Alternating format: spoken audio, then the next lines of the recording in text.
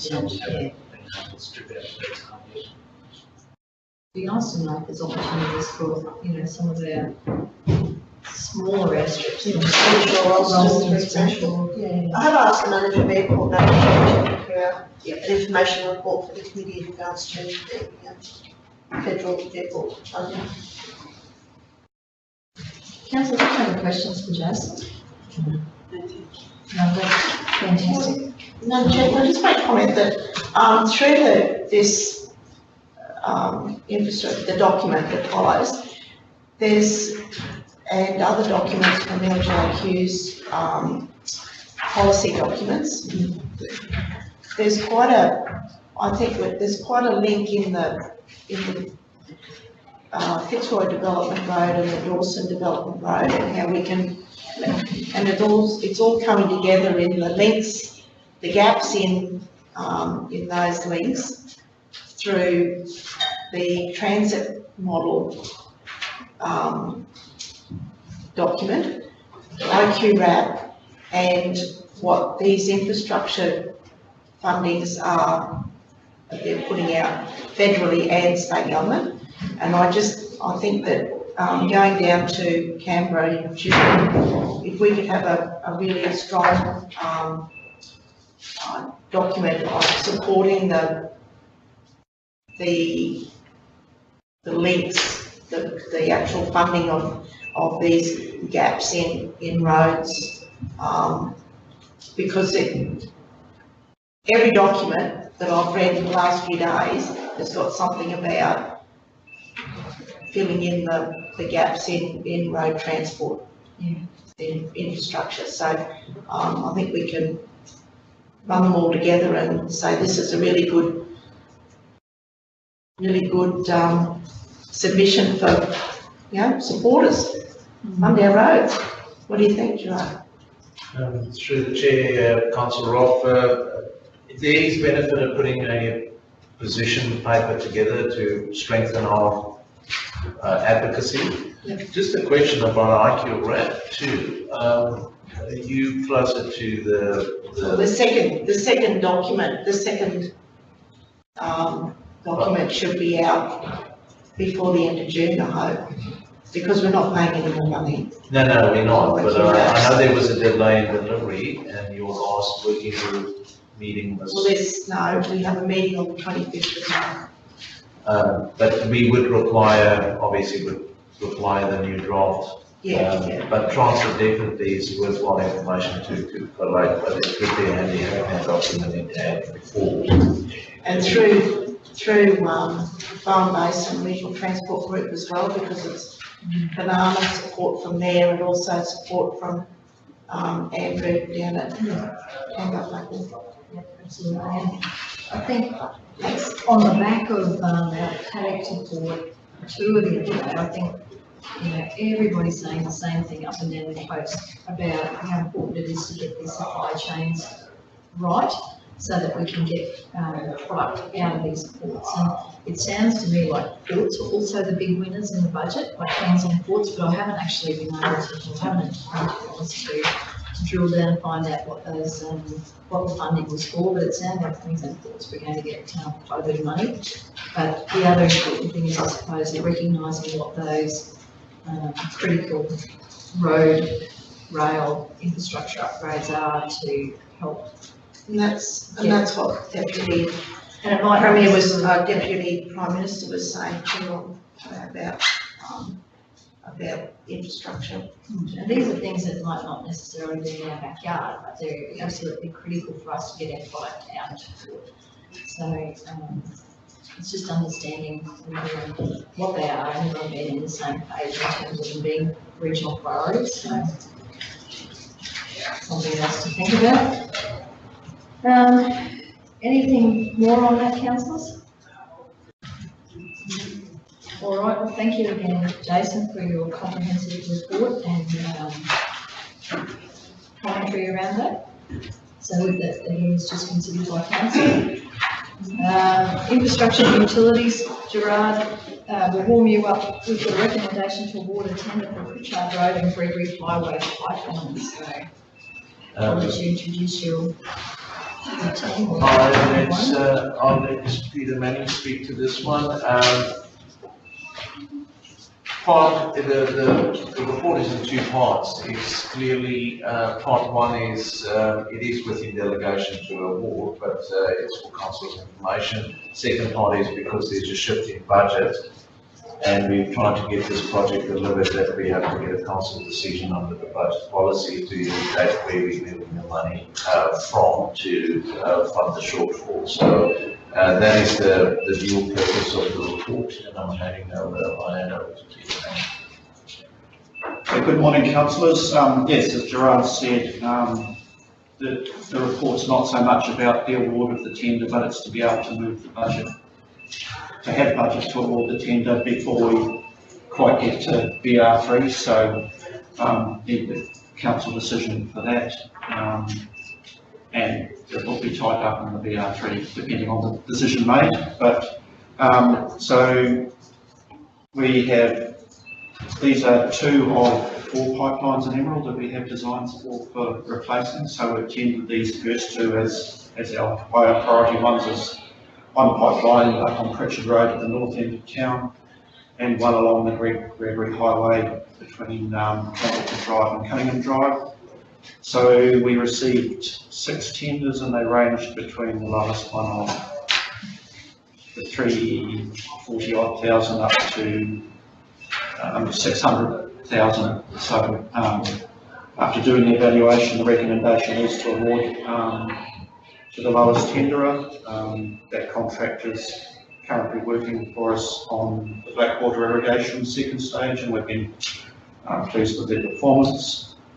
So the main part is that we had a shortfall in budget of 168,000. So I've identified the 2 projects we'll defer into next year to at least make a start on this project in this financial year. Thanks, Pete. Councillors, a recommendation is there before you, but is there any questions for Pete? I'd just like to make a comment, and it came up yesterday with, 260 is so far off the mark. Come from? So that was different to some of our other estimates, and that was the designer's estimate once we had completed the design.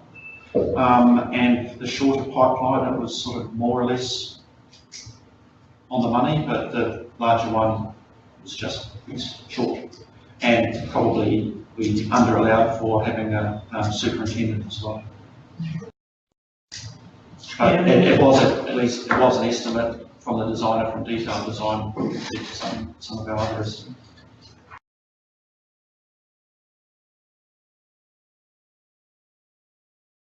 And again, it should also be a point in the market as well, and that things do seem to be picking up. And from those tenderers, there were only one company that could be deemed local, having sort of pricing, because a lot of our local contractors are strapped for another work. Councillor Through the chair. I must be missing something here in regards to the $90,000. Especially, I'd like to know what are the 2 deferred projects that we're deferring further to compensate for the budget. And from my maths, are we looking at $90,000 surplus? 168 and 260 that we've budgeted for, plus 168 comes to 430, and you're asking for 243. So is there a surplus there, or am I adding figures together incorrectly? Or have I added figures incorrectly? I have allowed on the numbers a 10% contingency because we have had on some of our pipeline jobs. 10%, I understand that, it's still another 50 grand that you don't really need, and you're asking for 430. There is the superintendency and design support of 50,000 in there as well. Just through the chair, councillor, also in finance, in the financial part of the report, we do indicate the 2 works order numbers that's been deferred. So those 2 projects, one is upgrading pumps and baling pipeline at the Blackwater Water Plant, which is the raw water feed from our dam into the plant. So we're just putting that off into next financial year, and a small amount of money for the second project, valves and pipings. But I'll check them. So you needed 430 is what you're saying?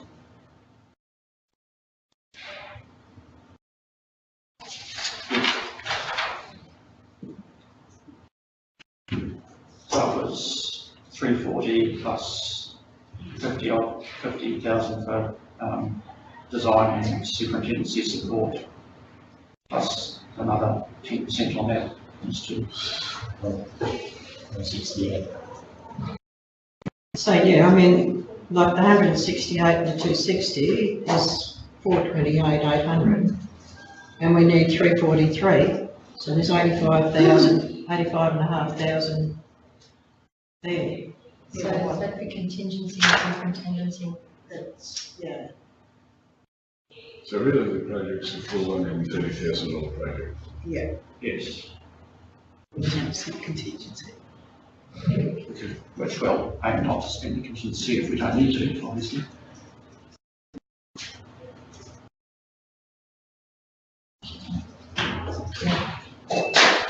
Councillors, any other questions on that one? If not, so I'm happy to move the recommendation as it stands. Move Councillor Berejiklian, seconded Councillor Roll, all in favour?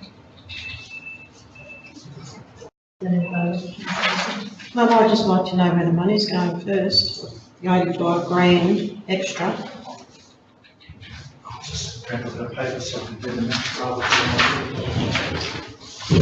Because if we're awarding a tender for 343, we don't need 430.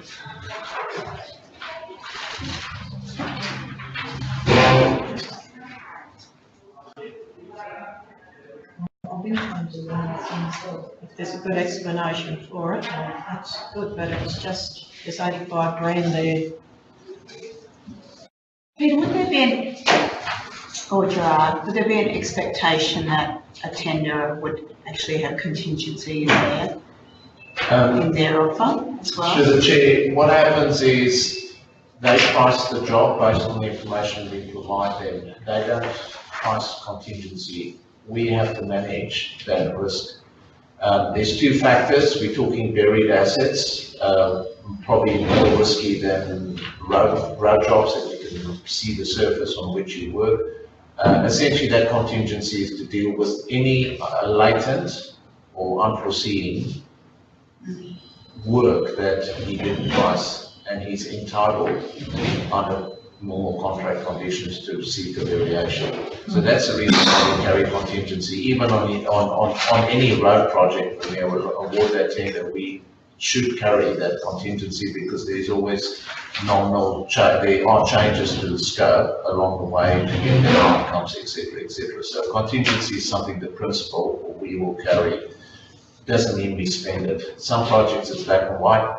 They build a building, SES Blackwater, no variations. Because it's black and white, it's all the contract. But it is not easy for us to say up front that we will have no need for contingency or for that additional fund. So the contingency is there, just to cater for, and yes, it is a saving at the end of the day if you don't spend it. It's not an expectation to spend it. So in the report there, you've got that 51,120 for superintendency. Yes. And then you've got the 343,364 dollars and 5 cents is the tender. Yep. And then 10% of that is contingency. Which is 34, so that extra 80 is the superintendency, design support, and Does that make sense? a budget contingency. It's not necessarily being paid to the contractor, so I don't need to come back to council for a budget change if we, so for instance, dig through a test for a cable. Yeah. So the tender will be priced on a schedule of rates, and we haven't included a contingency line No. in the tender. Does that make sense, Councillor Wilson? Not really, because why would you need 83,000 for a contingency? No, 51,120 of the. Can we have a report back when the job's finished, please? Yeah, it would be We good. have to do that, Councillor, but at the end of the day, this report was really to adjust budgets, but we have to bring this back as a specific report. So the contingency is 34,000. Yes, so contingency is 34 and 50 is the superintendentcy and design support during construction affected by change. And the 51,000 may not get spent fully as well? It may not, because if the construction goes quicker than planned, so weekly wages will be reduced. Okay. So we had a move, we had a second, councillor Nixon, were you in favour or not? Well, I'd say yes, just to get it started, but I'd certainly like to see us get reports through this job and see where that funding goes. Okay? All right. So that's- Prior to you taking those, can I just ask, should there be savings there? Will those projects that you're deferring be undertaken again immediately, or do you have to bring that back? Sorry, I just want to understand that. The ones that we did, Let's say it was $15,320. That was You reinstate that work order immediately? Is that what happens? those two projects are ones that we'll be putting into next deferring into next financial year. So it'll be in next year's budget. And the second one is a kind of rolling year by year program, the valves and hydrants. Through the chair, Councillor, did I understand correctly your question about budget? We're not trying to amend our bottom line budget as adopted, and that's, so we're just becoming, we're just managing our cash flow. Yeah. I don't think my colleague on the left would like the idea that we don't try and stick within our budget and then do these others and others during the year, so. I'm just trying to work out when they seem to be in that budget, but what actually is putting forward and what we're deferring. That's all I'm asking. Thanks, councillor, especially Thanks, Peter. We'll move into departmental updates. So commercial services, we kick off with you, Michelle. Thank you. Thank you, Madam Chair. So I'll take the report as read, councillors, if I can. Just a couple of points. Airport, I just note that we did have the fire rescue service out during familiarisation of Emerald Airport during the month of April. As we've indicated already today, that the funding submission for the general aviation upgrade area, which is a compliance matter, has been submitted with the state government for building our region round 4. And I note that the managers noted that some discussion with Corporate Air, who will be operating 10 closed charter flights between Wellcamp, Emerald and Wellcamp, will be happening in April and June of this year. There are notes there from the airport manager in regard to his attendance at the regional airport synopsis, which was held in Coffs Harbour on the 10th and 11th of April. In regards to capital projects, there is an on-site meeting that I'm conducting with representatives from Central Queensland University in regards to the project for the beautification for the entry gates to the airport. So that's looking to work with the university, the horticulture students, in regards to them undertaking practical work as part of their studies, and a bit of a partnership in regards to that project. That project also has $50,000 funding from Jobs for Queensland project as well.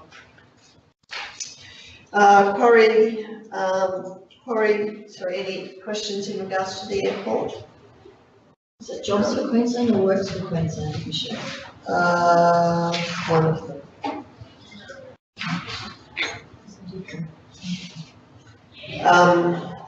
So the quarry is progressing along quite well currently in regards to some increased activity there. Thanks to our infrastructure department, significant projects are progressing forward towards the end of the financial year.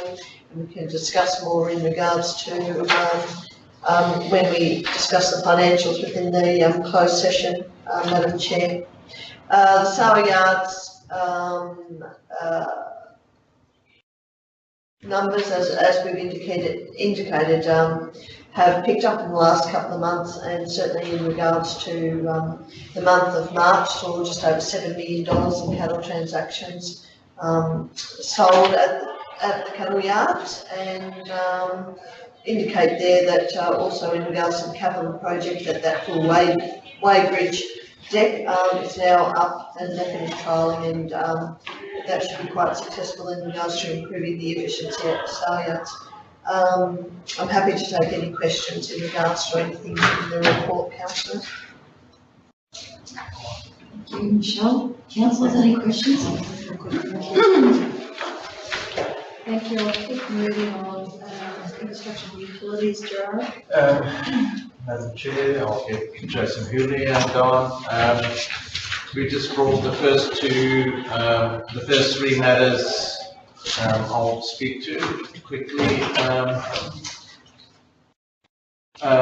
There was a request regarding the status or the background to what happened up on Lot 1 and Lot 42 Donahoe Road. Essentially, that is the north-south section through Romeo's grape vineyards.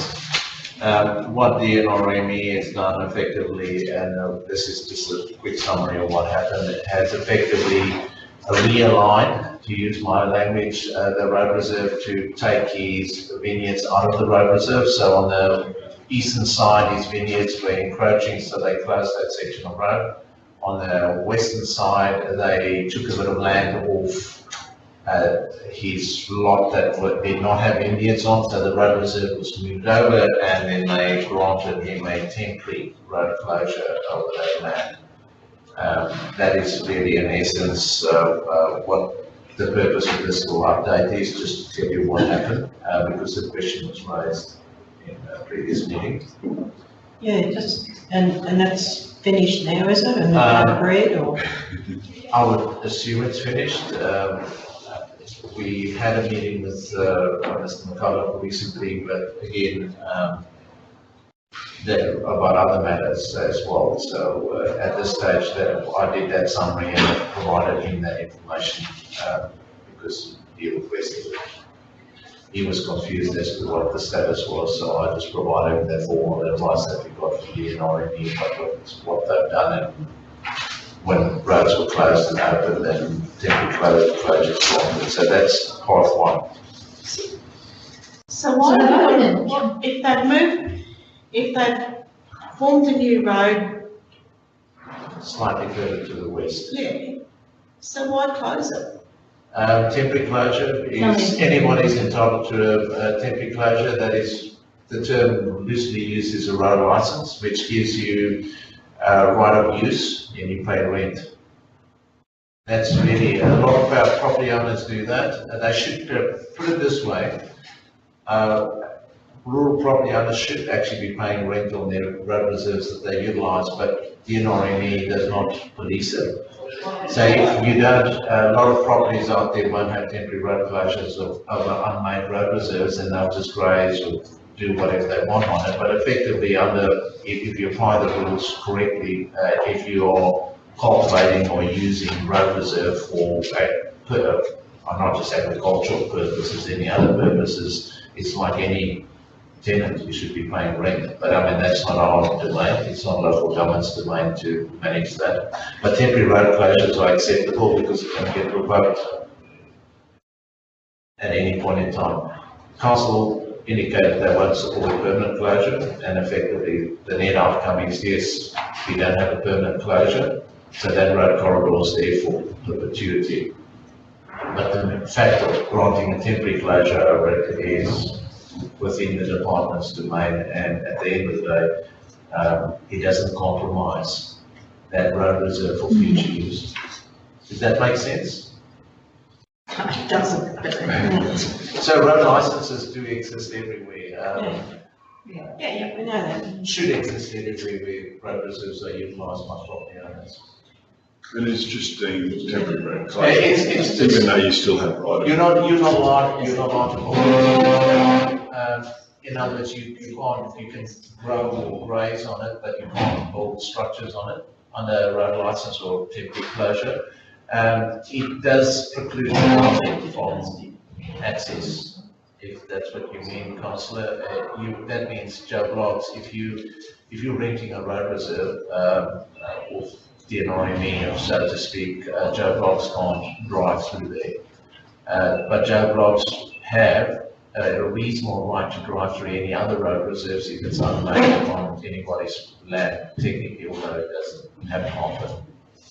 So that's the real issue. Yeah, that was interesting actually to read that. Because it had the grapes on there, you couldn't temporarily, that was our position to temporarily close.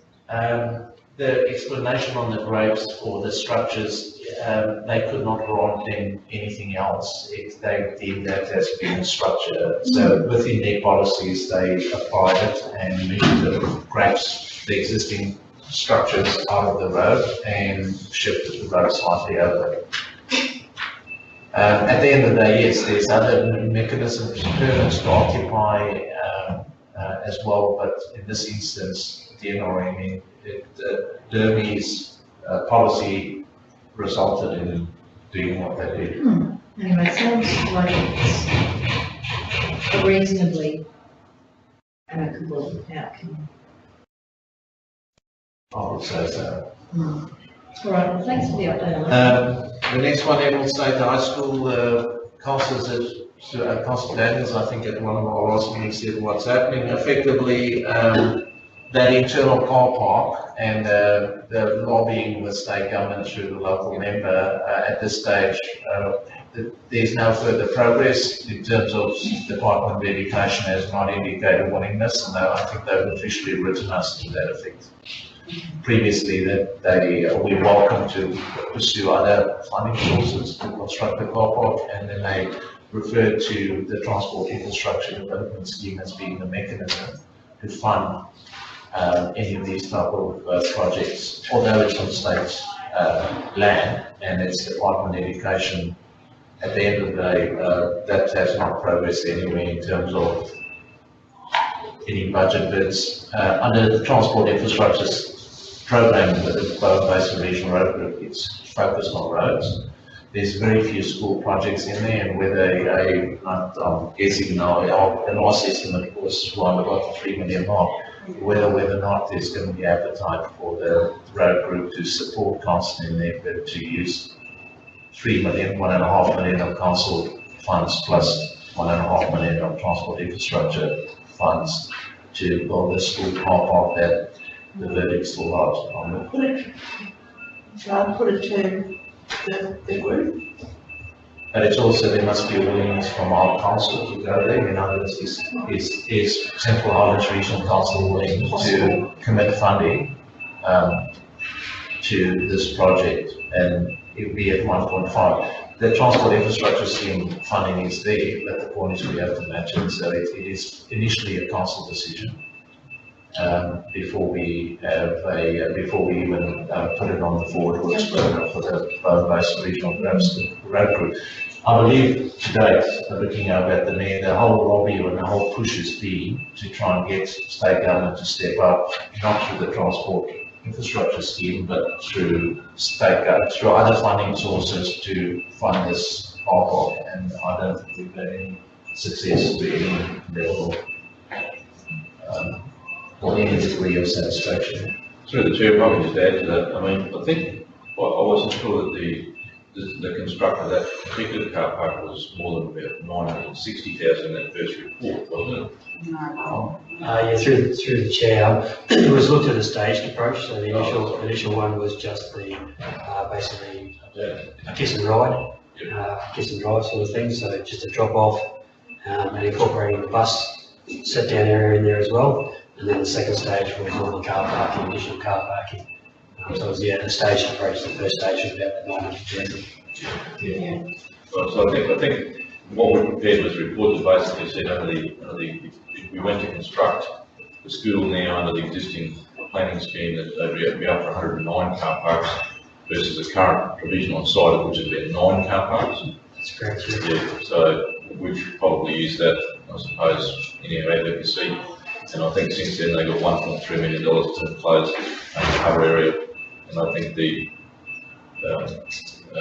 school was a little concerned about them continuing to ask for an amount of money for a car park based on the fact that they have high priority. So I mean, I guess in terms of safety, there's parts of it that obviously council might consider, but yeah.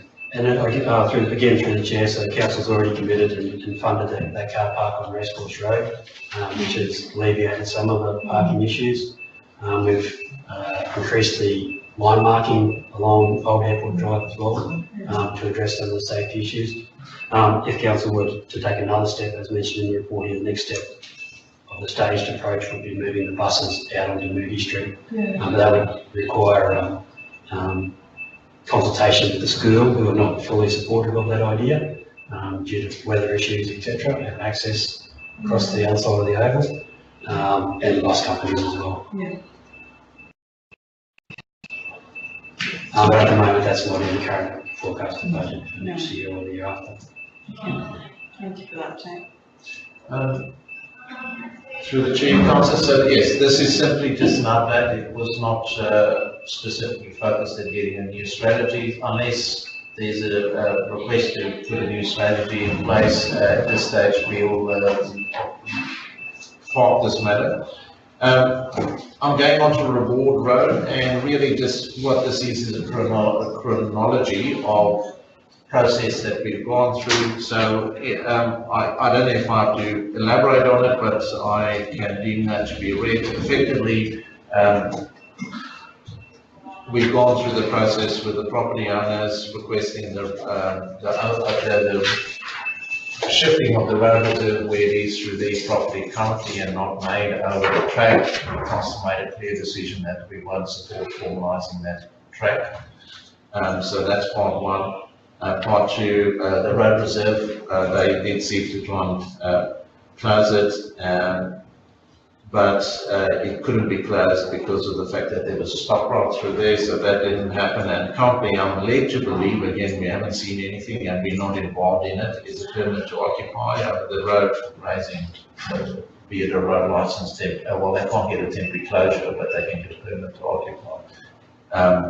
That is being, I believe, being considered, but again, we have no input in that regard.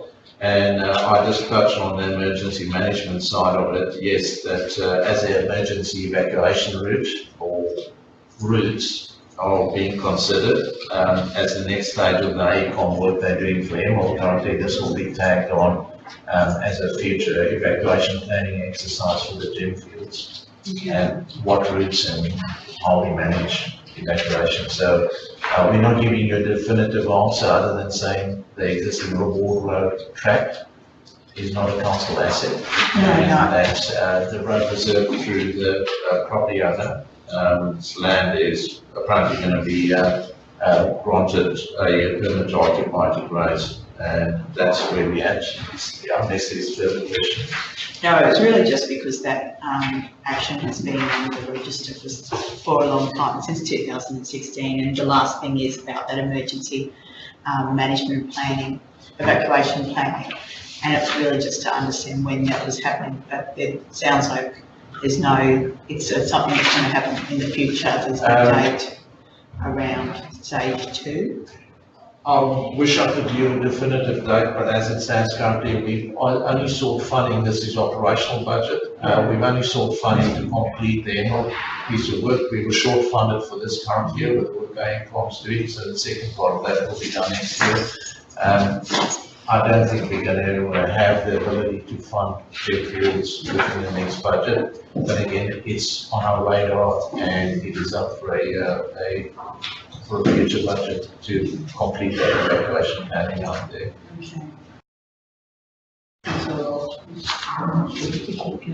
Yeah, we don't want to run out of time. For your information, Springwood Road realignment, just that we've signed contracts with Glencore, Ralston, the boys are on site already, Jason. Deem that to be read. Peter, do you just quickly want to touch on your water projects? Okay, so just again, there were 4 quick updates in there. The Blackwater Irrigation, we had put in a TEP amendment to extend out to the end of this month. And then after a meeting with the department, we suggested adding another month to that, but then lost our email in the system, so I only approved to the end of this month. But we do monitor the power supply into the golf course now, and we're currently doing the final electrical works and commissioning over the next week or so, so we think it'll be up and running by the end of the month. Second one, I went to the Water Skills Partnership meeting a week or so ago, just the bullet points on some of the discussion points.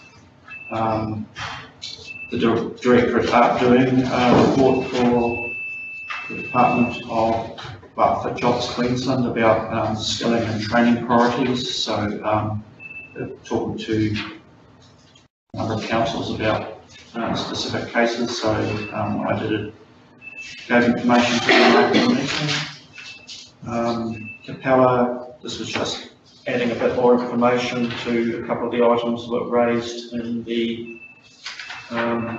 community consultation minutes in the last council meeting. So there were a couple of questions about whether the small pump was operated or why wasn't it, but it was running, and that why hasn't dam 1 got any water in it, and that's just because the way we operate the dams is run both pumps into dam 1, which then spill into dam 3, and dam 1's our last resort because it's harder to get water out of. There's a heading missing in this. I guess just something that's not in those bullet points, but have been assessing the water use since we stopped harvesting.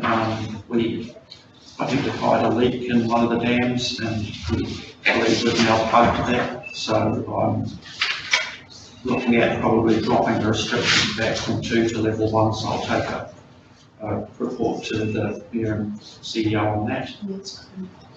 And there's a heading missing, apologies, where the yellow highlighting is. So probably 2 months ago, the national benchmarking report came out. So there are 3 that usually come out each year. So attached as an appendix is the Water Directorate benchmarking report, which has been doing for about 7 years now.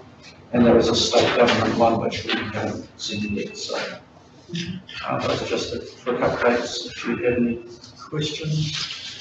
And then there's obviously the Water Advisory Group committee that Councillor Group can't. Councillors, any questions? Peter? Just one, Chair, just indulge me. Because we're classified as a we're a large service provider. Who do we get benchmarked against then, like sort of really some bigger, probably more closely settled fishing council? Yes, I'll just, the way the Water Directorate do it, they have small, if I get the terms right, small, medium, large and very large. Yeah. So we're not a very large, but we do end up in the same sort of group as, I'll get the colours right, like Gladstone, Livingston, Mount Ida, they're all. We must just make it into that category of 20 to 50. Yeah, so this is the 10 to 50, and we're about 11, so we're only just. We're only just the range is big. It's sort of, it's just that, obviously people, our community like to use benchmarks sometimes, and I suppose not necessarily praise but criticism sometimes, and it's probably fair to look at, where we sit when you say below or above medians, and the range is between 10 and 50,000 connections, and you're up against, the Firerock, Hampton, or, Cassowary Coast and those sorts of things. It's very subjective, I guess, the benchmarking. Yeah, so we're, in general, the way we operate is probably closer to the next band down, because we're only just in that, and we are a collection of, one town with a lot of connections and quite a few towns with not many connections. And again, our sewerage connections is much less than the 10,000 water connections. And just through the chair, the KPIs, are they much different to the under 10s? The things We're only 11. the things we report against, by the KPIs. So, KPIs. there are a band that all councils report on, but there are some that only our size upwards reports on, and they are typically the ones that go into the national report as well, and some of those are more like some of the financial things, that the KPIs on cost, expenditure and capital expenditure, operating expenditure, all councils report against, but there are some of the more focused financial ones that's only our size and upwards. And they go into the bond report as well. Some of those connections wouldn't even be used, would they? On site blocks, Some of the connections. well, it's counted on actual live connections is the way that the number is done, so. Yeah, which could be a debate. Councillors, we're going to have to pull up discussion on that just in the interest of time, but it is a very interesting report, and I think there's a lot of benefit in us unpacking that a little bit further. Peter, and I'm not sure if we can arrange another time or revisit that. Oh, yes, we can. Because I think some of the things that are telling us that we might, probably nothing we don't already know around budget and where we need to invest, you see the statistics say, well, that might be linked to an investment or lack of investment in infrastructure, but there's some other things that I think we really need to unpack, and we just don't have time today to unfortunately do that. Please, just to give it here for people to digest, and yes, we can discuss it. Okay. More detail. All right. All right, thank you so much, Peter. What else have we got there? Was that it? That's it. I don't think, can we hear Councillor Brundleham's water sewage advisory group meeting minutes this week? And if we do, I think so, I was going to say there's some interesting points in that, and maybe we can hold it over to another meeting, as well. Okay. For a bit more discussion. I think so. I don't want to cut it short. All right, so we'll do that. Yeah. Um, If that's all right, and what we might do, so thanks very much, gentlemen, for your comprehensive information in relation to that report. Councillor, if we can move into closed session, we've got a couple of matters there, 3 matters. Oh, general business first. Just before Jason leaves, general business for the airstrip at Buckland. Is it The opening? going to be ready for an opening on the 16th of June? I believe so. The line marking has been carried out. The soft is up, and I believe the registration is underway. So I'll double check on that and report back to you, Councillor. Thank you very much. Thanks, Thanks very much. All right, any other general business? Okay, if I could have someone move to go into closed session with Councillor Daniel, second with Councillor Nixon, all in favour? It's carried. Nixon. Stay back. It's -2 short. Okay.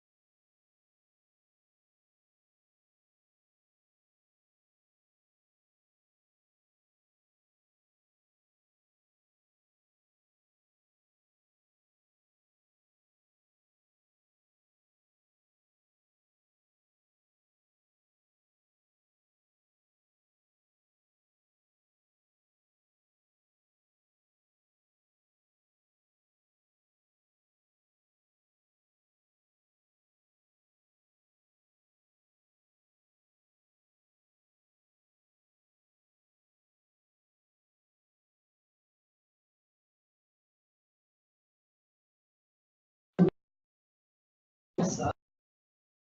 There are two recommendations there. Tricia, you ready? That in relation to agenda item, number it is, but anyway, subordinate local law number 4, local government areas, facilities and roads amendment 2014, recommendations there. To approve the application to license the gate on Killenbeck Road. Someone have to move that? Anyone? Move Councillor Brimblecombe, seconded Councillor Nixon. All in favour? Is carried. Thank you. It's unanimous. In relation to the exception under section 235B of the Local Government Regulation 2012, recommendation is there in relation to, so move. Jeffrey Kavanagh, the consultant, moved Councillor Nixon, seconded Councillor Robb, all in favour? Done. Carried unanimously. Terry, note, councillors, thanks for your enthusiasm. Once again, a little bit, but big conversation and a meeting's closed. Sorry about that.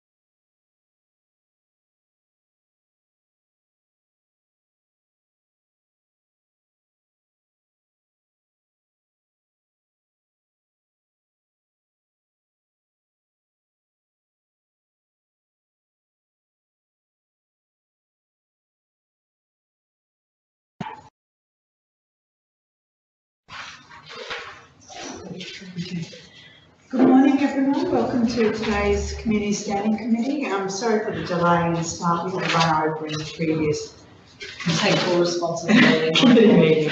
No, that's fine. We had a lot to cover and a lot of good discussion in the Finance and Infrastructure Standing Committee. So today we've got our committee members.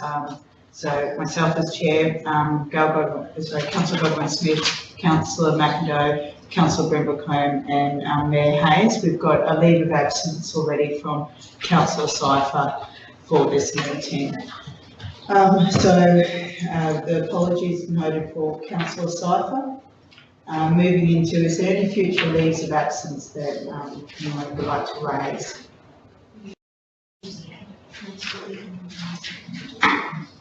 Oh, sorry. Okay. Sorry, firstly I'll ask for a mover and a seconder to accept the apology for Councillor Cypher. Move Councillor Godwin-Smith and seconder, was that Councillor Brimble-Combe? Councillor Brimble-Combe, thank you very much. So moving into the leaves of absences, is there any future leave required? No? So moving on, confirmation of minutes from previous meeting, that's on the 10th of April.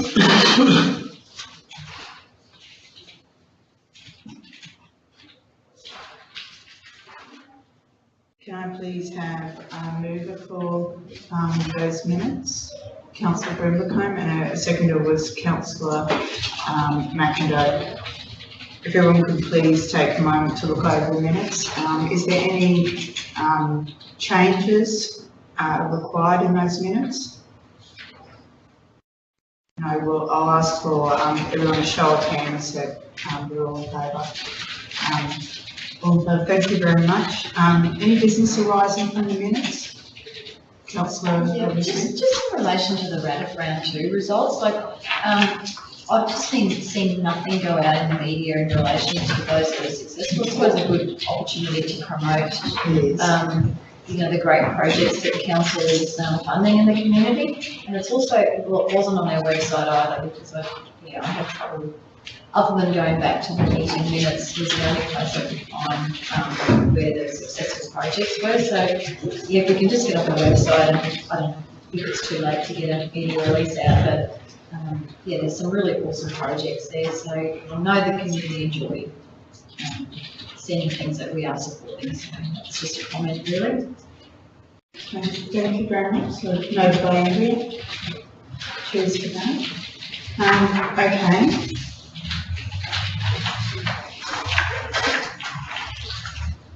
So next item is review of outstanding minutes and actions. So if everyone could please refer to that. So, Madam Chair, I do have a couple of updates which haven't been included in our schedule, which I can share with Council. So, Council's in regards to item number 800, which is the telecommunications black spot strategy. There is an update in regards to the I think that's ALGA motion submitted to the strategy meeting on the 27th of February 2018, requesting support for Commonwealth Government. Currently waiting for a response from the Department of Communications for 3 priority sites, which are Anarchy, Dawson Development and Lockington Gemfields, Helen Beach Road. So that is the update in regards to that item. We also have an update in regards to item 863, which is Central Highlands Arts and Cultural Advisory Committee Terms of Reference. And that update is that matter is now completed. Trouble reading this, sorry.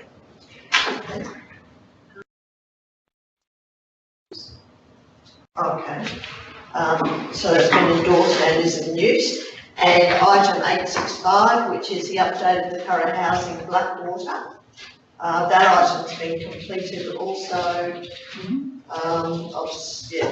Those properties were purchased quite some time ago. Item 1178, which is community consultation minutes various meetings, item has been completed. I imagine it's a completion in regards to the minutes, not necessarily the actions from those consultations. That's good. Thanks, Brian. Any further questions regarding the actions register? We'll then move on to the Review of the upcoming agenda. yes, thank you. The review of upcoming agenda items, thank you.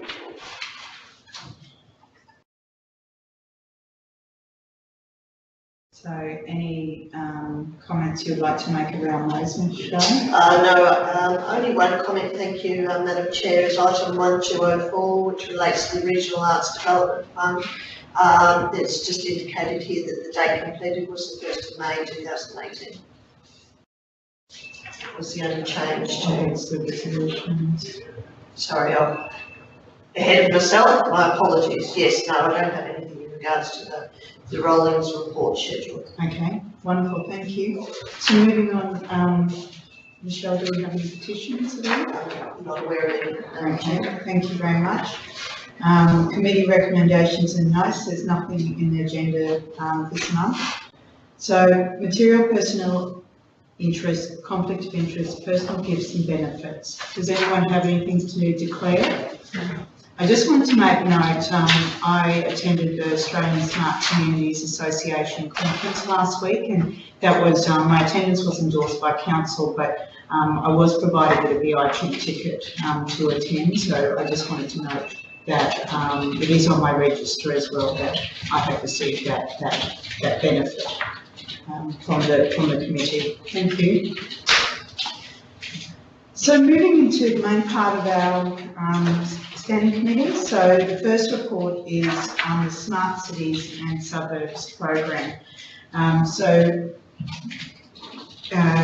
Fletcher is not here to talk to this report. Did you want to go through? No, thank you, Michelle. Yep. So councillors, this report before you is in regards to the Smart Cities program. It is a $50 million Smart Cities and Suburbs program supporting the delivery of innovative smart city projects that improve livability, productivity and sustainability of cities and towns across Australia. The report before you, council did not put forward any submissions in regard to round 1. This is round 2 funding, which opened on the 2nd of May, and applications are to be received by 5 p.m. on the 2nd of July 2018. $22 million of funding within round 2, which will be undertaken on a competitive grant process. There are some changes to the round 2 funding program subsequent from round 1. Those changes being that there's a requirement for local government bodies to be lead agent. Sorry, start again. Requirement for local government bodies to be lead applicants. An increase of the minimum grant amount to $250,000 with co-contribution of at least 50% of the total project cost. Streamlining the guidelines related to innovation to ensure that projects go beyond business as usual and provide smart technology solutions to community challenges. So I do believe that the Chair of Communities has discussed with General Manager Daniel Fletcher in regards to some possible funding opportunities that may be able to get put forward that will probably then come forward in regards to our blue sky prioritisation of projects for council. And whether you have anything further to add, Councillor Daniels. Oh, well, Michelle, thank you for the report. At this point, I think Daniel and I are still just trying to work on that list of possible projects, and will be put forward at the council meeting, also the strategy meeting on the 29th of May, or around that date. Yeah, and there will be a full report that will come back from last week's conference as well, that both Daniel Fletcher and myself attended, around the possible project. I guess examples of what has been done in the past by other regions are like irrigation efficiency, where they're monitoring, I guess monitoring the water use, and just, I guess, information around usage of park facilities is another example. So there was a, it's a competitive grant program, but we just thought it's an opportunity, potentially an opportunity for us to seek funding for projects, and it might also just tie into projects that we have already planned. So this report is really just seeking a recommendation around that we, I guess, continue to plan towards putting forward a grant application, bearing in mind that there would need to be a cash contribution from council for any project that was put forward. So it's like a 50-50, I couldn't get the link. 50%. Yeah, it's a 50-50. Is it's up to $500,000, but is that project, could that be split over, can you group those projects? So that funding being available? Yeah, I guess examples have been, it would have the same theme, but there would be, I think there was one around sort of monitoring, I guess, people's movement through CBDs and that. So there was a number of different initiatives under that sort of heading. That was one example I saw of the grant that was funded last time. You can actually go on and get quite a lot of details around what was funded previously, and a big emphasis of this funding is really sharing of that information. The minimum grant would be 500,000 with the contribution of 250,000. So I guess there's a resolution around pursuing that planning for this program. And interesting that they're looking for that collaboration, so you must partner with at least one organisation, and what the definition of organisation is, I don't know. But look, I'm real happy to support the recommendation. I think it could be a good opportunity. There might be things that are already on a project list that could meet this criteria. We could bring someone else in to help make these things happen. I'm not sure.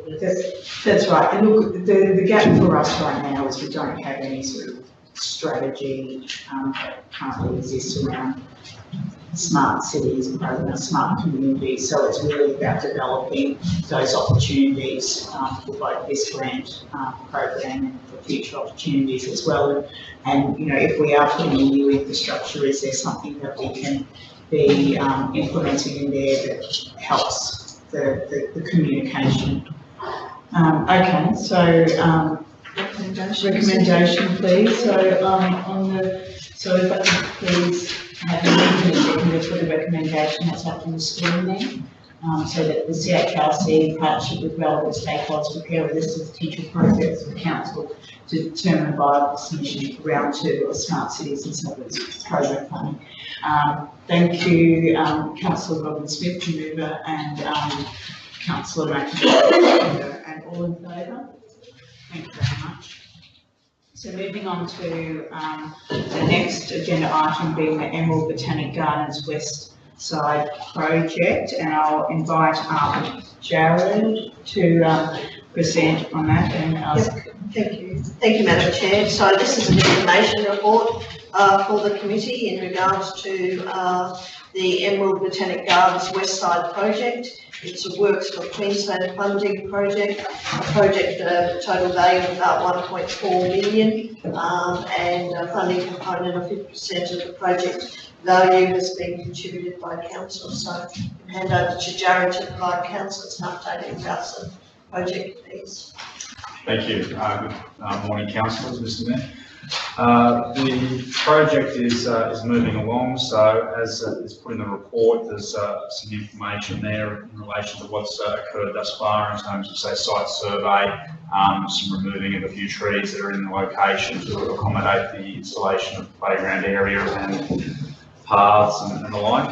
The tender has just recently been released for the construction of the various pathways in that area, and the playground equipment has been ordered. So the main components to that playground equipment will include items like a rather long flying fox apparatus, a climbing web structure, some toddler play equipment, and an item that I neglected to put in the report, a mouse wheel. So that's a rather large device that the kids can jump into and they spin around in it or propel it through their own power. So so the project is moving along. It's scheduled to be delivered around sort of December of this year, and as the report stipulates, it's a part grant funded, part council funded project. So I'm happy to take any questions on it if there are. Just in regards to the culvert design, mate, what does the culvert pertain to? Where is that particular culvert in the drawing there? Councillor McIntyre, I'm not entirely sure. I will have to take that question on board and seek some clarification if you'd like me to come back to it. I've got no problems with it if it's within the park, but if it's something to do with the design of the car park or proposed car park that's not mentioned here, it's not part of that fund. It's just to keep in mind that area. Certainly. I'm happy to clarify, as I said, again, part of what I have neglected to mention in the report is that there will be works to the car park area as part of the project as well. The extent of that is to be determined based on how the existing elements of the playground installation and supporting components and the path pan out in terms of overall budget. So there will be improvement to that area, but the extent is yet to be determined. So that 1.4 does include the car park? Does include part of that. It's not mentioned here? It's not mentioned in the report, again, it's something I neglected to put in there, unfortunately.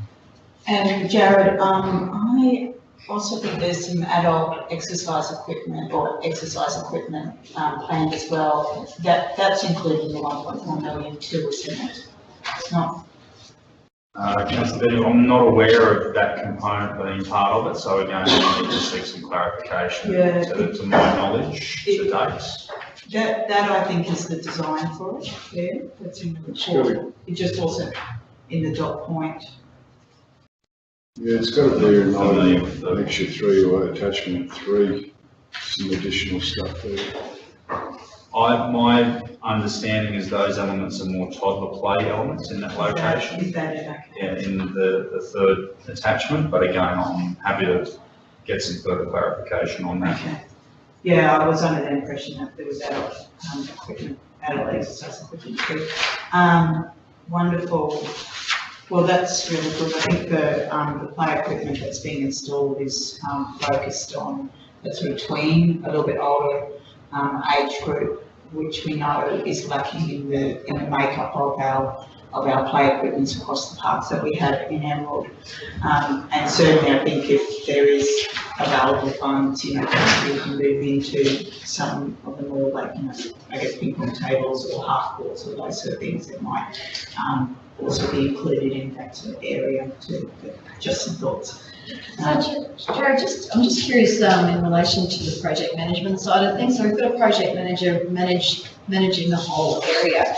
So will we just be like the footpaths are being tendered out, as I understand it in the report, and then how are the other bits getting? Are they just all getting tendered out separately, like the playground areas, or how does it work? Certainly. So the playground component has been organised through a company called Complan. So that component, again, I'm not fully aware of the process that's undertaken, but I would need to clarify as to whether or not a request for quotation was put out for a number of playground companies to come back with options and designs in relation to that. If there was already some specific request or understanding what the preference was in relation to the playground components, that would help narrow it down a bit. Obviously many suppliers out in the market provide different elements, but in terms of, say, the mouse wheel component, there are not too many that provide that. So I have a free one that you can have from home. Free one, rather small though.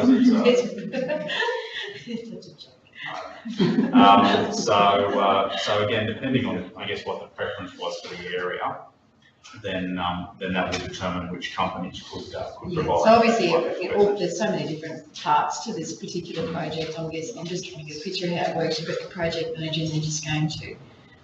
Yeah, so go out to the market and try and find where different, where to Source get the the best different elements elements, from. yeah. So if it's things like playground equipment, if it's shelters or barbecues or seating, which are other components to it as well as I understand it, then that's a matter of seeing what's best in terms of design of the area and sourcing the right suppliers. No, look, it looks fantastic. So when do you think it'll be finished? December. Oh, yeah, so it does say that, yeah. And who's the project manager, is that? Alexander. Yeah. No, that's Through, awesome. through the chair, can I just, again, I've asked about this car park outside of a meeting room on a couple of occasions. I'd like to bring it forward here that we get a full report on what that car park design is prior to commencement of any works on that car park. That's fine. I do have concerns over the layout of it Okay, and the location of it.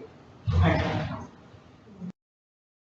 Yes, please. Can you please type something up?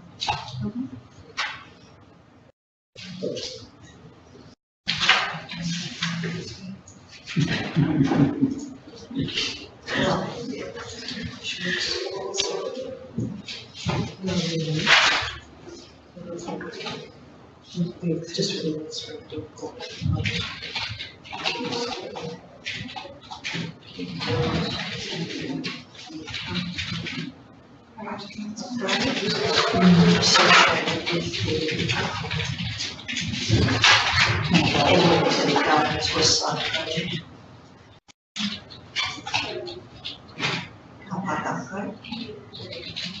Associated with the Angleton Gardens recycling. Prior to works commencing. That's advice, councillors? Yeah. Are you happy with that, Councillor McIntyre? The resolution, can you try it up on the screen? Regarding our report.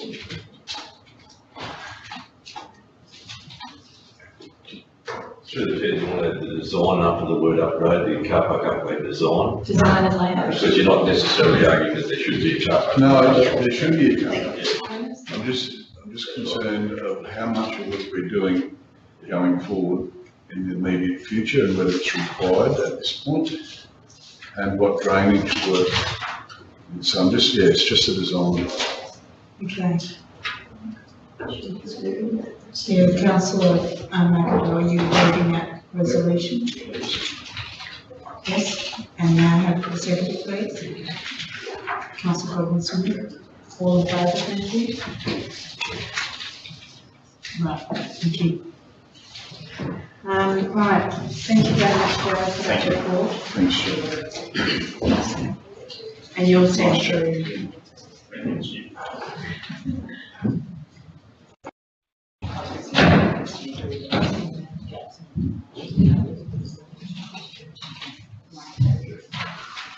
So moving on to the non-conforming use development approval lifespan report, I'll hand over to Michelle firstly to introduce. Thank you. Well, thank you. Thank you, Madam Chair. So, councillors, again, this is an information report and a report prepared for the Community Standing Committee where clarification for councillors have been sought in regards to the lifespan of the development approval for a use which would be categorised as non-conforming in terms of Central Highlands Regional Council Planning Scheme 2016, and the expectation that there would be an opportunity to review the use of the site when the property changes ownership. So hand over to Kirsten, Manager of Planning and Environment. Sure.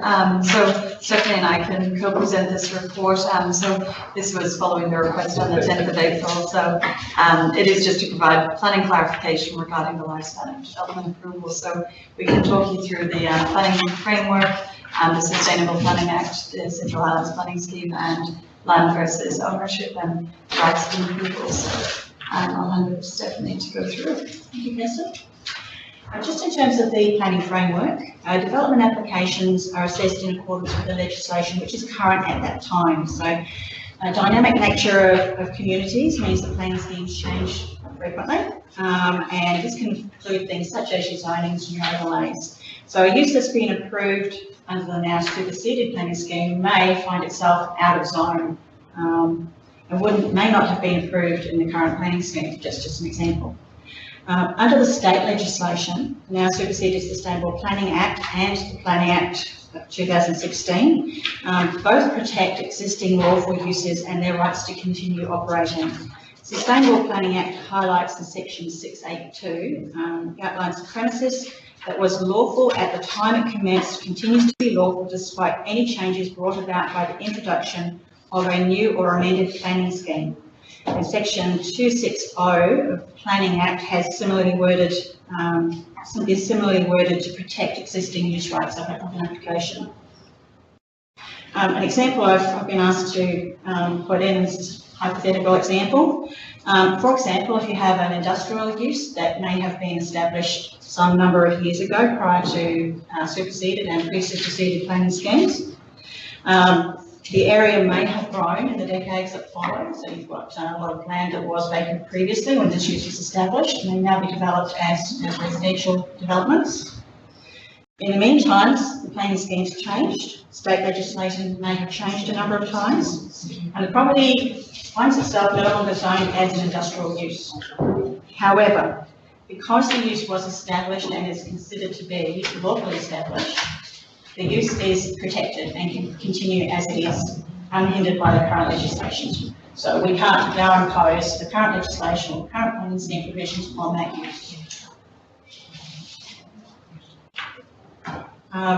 Just in regards to the ownership of land and how that affects your development applications, in Queensland, development applications are attached to the land and not to the ownership. So the ownership comes into the owner's approval for the use.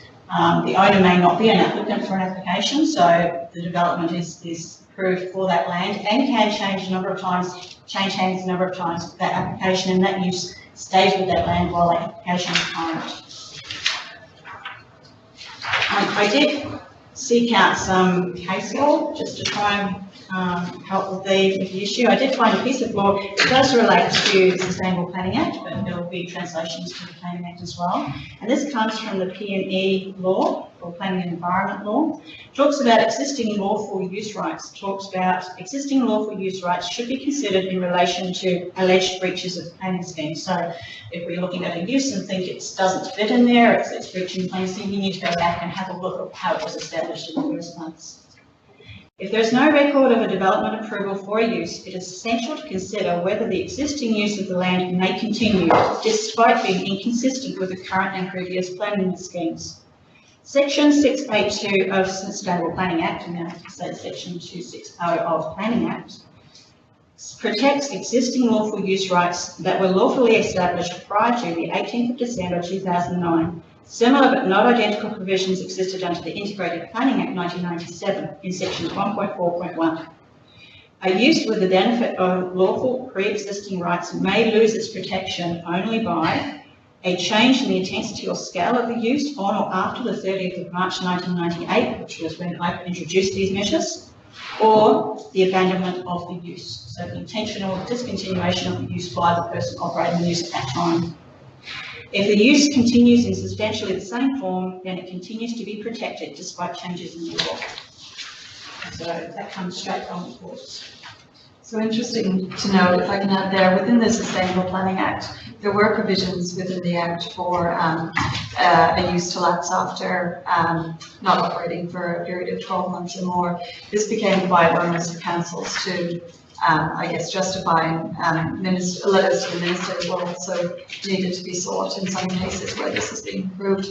With the transition from the Sustainable Planning Act to the Planning Act, those provisions are no longer within the Act, so there's no onus for a 12-month period for a use to be, I guess, stalled essentially. So those provisions weren't carried over from the legislation changes. So previously under the Sustainable Planning Act, there could have been a case like Stephanie just presented where if a use had not expired, that's not the right word, but if there's ceased operations for a period of 12 months or more, there could be provisions in place for that use to be abandoned then. Okay, so just through the chair, did you say operations or actual business or existence? Is there a definition there? Because you may cease operations, But the but use is still the there. use is still there for and utilised for maybe a period of another 8 months, maybe before it is not utilised. And that's what makes So is it really difficult. operational or is it? I'd have to check the legislation under the Sustainable Planning Act, whether it is operation, but I believe that it's operation, but I can follow that up and get back to you on that one. But that's what makes it quite hard to determine, because you still have your use on site, you might still have your industrial buildings or your commercial enterprise, but you're no longer operating out of there. So the use is still on site because the buildings are still there, you may have machinery there, but you're no longer. Maybe an orchard or something Yeah. rural or something like that where the trees are still there, but I'm not plucking the fruit. Yeah. For example, it doesn't have to be commercial or industrial. Yeah. It is very difficult, it's even, even through the courts, there's a lot of chewing and crying as to establish whether it was intentionally discontinued or whether you should continue and has existing use rights. So it's one of some really tricky calls. Yeah, we'll clarify that for you, and then answer today. So through the chair, I mean, the reason I guess I requested the information because of, I guess, the perception that, perhaps, and I was certainly not convinced, but just wanted to ask the question about that continuing use, given that, every planning scheme is different. But certainly our planning scheme has been very, very active over, say, 25 years, and a significant change to what would have been a fairly intermediate type of town planning scheme to a very, I guess you'd say, almost technical, range of zonings and categories. And what that does do is that creates, I suppose, traditionally a number of non-conforming uses combined with probably some peculiarities or specific zonings in our scheme where industry in a new scheme now goes at considerable cost and then competes with a non-conforming use in parts of our town plan. Now that is very, very difficult to administer, but it actually creates some interfaces. The other thing is, as well, is that notwithstanding that, in updates to planning schemes, the interface then between existing non-conforming uses that might be industrial become very problematic because, in effect, you then make allowances. In the case, I guess, in Slack Drive, and the case, I guess, you'd say on the Gregory Highway with depots and industrial facilities that. In the planning scheme that we have changed, there's a non-conforming use arrangement there, which does have quite an impact on, I guess you'd say, development potential, and then that other interface, and then I suppose the expectation of businesses wanting to continue in those non-conforming spaces. So it wasn't about there being an issue. There are a couple that have come to light, obviously, through a process. And I just wanted council to be aware that, there's definitely the use is attached to the land, not the ownership, which is something that I suspected I had a different opinion. I was expecting that in the changeover, there was an opportunity for us to, I guess you'd say, retrofit some conditions that we weren't able to ask for because they were existing, particularly with accesses and then the other part of that is, of course, is then you create those interfaces where compliance then becomes very, very much focused. So if there's some air quality, some noise, some light, then you have this ongoing, I guess you'd say, complaints process that actually becomes quite problematic. So I just wanted to be sure that, in terms of not understanding the planning scheme, that we understand that those interfaces are are going to be quite onerous in the future if we can't come to some solutions. And obviously, if we can, our planning scheme should now be, I suppose, working around avoiding those interfaces. So appreciate very much the update and certainly the case study, because I guess there's a case of someone wanting to challenge that if they thought they were affected financially significantly enough, and we just want to know, I suppose, where we stand in relation to that. So thanks, Chris. Thanks, Madam Chair. And through you, Madam Chair, I can just extend on what Mayor Hayes was saying in relation to those applications that probably were approved maybe 15, 20 years ago. They still do have the conditions of approval attached to them.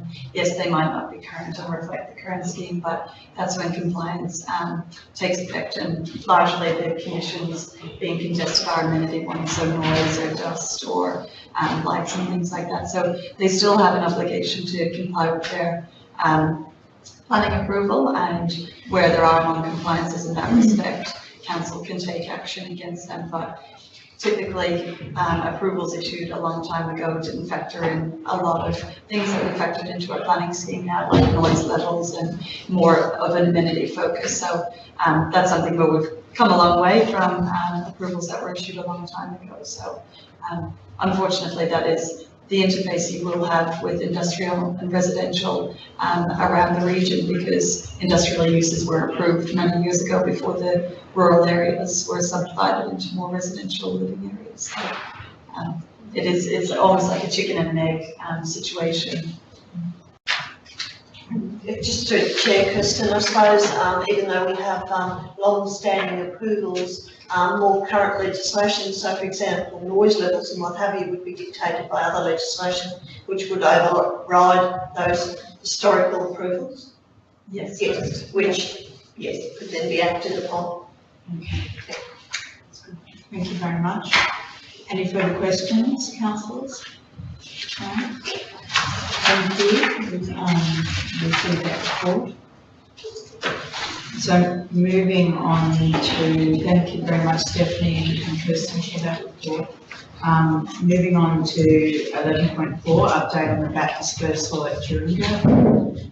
Welcome, Michelle, to the council today, and I'll pass over to Michelle Webster to introduce. Thank you, Madam Chair, and I'll probably pass directly to Kirsten to talk about the VAT dispersal as well. Yeah. Thank you. Thank you, Michelle, through you, Madam Chair. So this report was just to give a final closeout on the dispersal activities that were undertaken in Taringa recently. So as you're aware, we provided a departmental update, but committed to coming back with a report, including the financial costs of dispersal activities. And just also what had happened previously with the delays to dispersal and how effective it was working with the community and collaborating with them to get the best outcome down Taringa. So just a bit of history, flying foxes were first observed this year in January 2018. By February, the end of February, these numbers had increased from what they were first spotted at to be about 4,000, from 4,000 to 5,000. By late March, the number had increased dramatically to approximately 43,000 little reds and 80 black flying foxes. So a decision was made that we would undertake the dispersal activities in-house and collaborate with the community rather than using an independent consultant, which we had done previously, which was quite costly. And as we found out through this dispersal, this seemed to be a more effective way of dispersing flying foxes. You might recall there were 2 delays to the planned activities for dispersal. So the first one was planned for the 19th of March 2018, and its observation found a deceased flying fox and the other flying foxes flying quite low. So there was, the observation was that they were showing signs of distress, and this was also coupled with some residents within Taringa taking dispersal activities into their own hands, which didn't help the situation for council trying to engage in our own dispersal.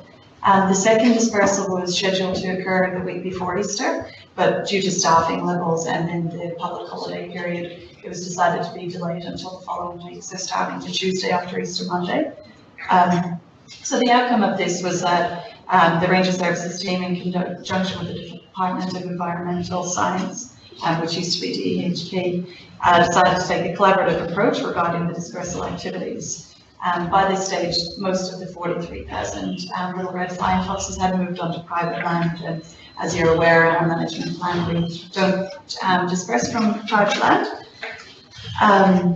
So for 3 days, the dispersal activities took place. So the rangers went down to Taringa and collaborated with the community and also the officers down in Taringa, and it was quite effective. So if you can see from the graph in the report there, you can see since 2014, the cost of dispersal activities, which have been largely done by a consultant, as opposed to 2017-18. So our first dispersal for the year has only been 11,970. So this was aided in part by us having knowledgeable staff within the Ranger Services team. Unfortunately, at the moment, due to staffing shift overs, we need to upskill our rangers to be knowledgeable persons. So until we get to that point, if there is an issue with flying foxes, we may need to engage a consultant, but there may be opportunity in the future for us to engage with the community like we did in Jeringa to get an effective result. So in terms of where the flying foxes are now, Michelle and the team did a site inspection down there, and they're located approximately 100 metres back from the cemetery and have not landed back within the original roost area. Just to add to that too, Kirsten, we have had sites of them landing around the water plant in Jeringa as well, by observations that were made by some of the staff there that they're just coming in to drink at this stage and then moving back to the rest area that's back in the cemetery. We are keeping monitoring that to make sure there's nothing landing in that area. They're water plant facility, we don't want them to be near that facility, so we've still got observations being conducted in that area, but they are still resting in the main area. The numbers have dwindled a little bit, but they're still in the large numbers, but certainly not at the 40,000, 45,000, they'll probably decrease slightly. And we're hoping due to the cooler climate coming as well, that they may look to seek further areas which may be a little bit more, and hopefully a bit further up north or coastal as well. So, Michelle, could you just clarify, is it just noting at the end or question about that in the last paragraph about council has the capacity to undertake deterrence maintenance for up to 3 days. So if they move back into town, as long as we identify that within 3 days of them landing. Yes, so we can conduct that dispersal deterrence, which is smoke, lights, noise. After 3 days, they're still landing in that area, the deterrence hasn't helped, they then declare it as a roost again. So then we then have to go back through to get permits and everything obtained from EHP to then start dispersal activities. So it just means we've got to be very vigilant, very monitoring. Very vigilant. Great, thank you. And so the community have still been very active in letting us know as well too, as well as the workers down in Jeringa at the depot and customer service office. So we've got eyes on the ground where we typically can't be out in Jeringa at all times. So I could imagine that the community would be very keen to help in this process. Thank you. Do the councillors have any questions? Not a question, I just like to thank Michelle and the team, they've certainly done a job, and thank you, it's been much appreciated by the community. I know there's been some people within the community that certainly have helped as well, and thank to those as well as council people that work in other departments, in particular the workshop people have certainly helped, so much appreciated, thank you. So. And thank you, Joe. Further to that, are we resourced and have we maintained flexibility to get there within that time frame? Should a local identify it, should one of our own staff? Have we got the resources ready to action in that 3 days, or is it going to be a stumbling issue there? There could be, due to other issues outside that, there could be, if they're pregnant, we can have to discuss that to keep having the young. Might be a little bit Sorry. Yeah, if there's some conditions that we have to make sure that we can disperse under. So if they had young, and we would be able to disperse. So that is in staffing. Is there a question more about staffing? Yeah, we've got 3 days. Are we ready? Should we be able to, due to other issues? Do we have the manpower? Do we have the funding to do Sure. that? So through the Madam Chair, I can highlight that. So as we're all aware, we have lost a couple of staff recently in the last few months in the Ranger Services team. We have finalised the recruitment now for all of the positions to be back on track. By early June, we'll have all those positions filled. So I guess it's a situation, if the flying foxes come back, we have every best intention to address them as soon as possible. But if we're pulled away, if there's dog attacks and things like that, they are a priority. So we need to look at what the priorities are. But we do, at the moment, we have capacity to address the flying foxes, and the people at the depot and the workshop down there have been fabulous. The fogger is ready to go down there if we need to start fogging the area. So the resources are in place, but again, it's just a matter of what the priorities are. If there are dog attacks and all of the rangers are called out to them, that will be the issue that we'll face with the flying foxes. Thank you very much. No further questions? I was going to say, and before you leave, Michelle, I want to say congratulations. Michelle has been a trainee with CHRC since early 2017 and has now completed the traineeship and is a fully fledged ranger.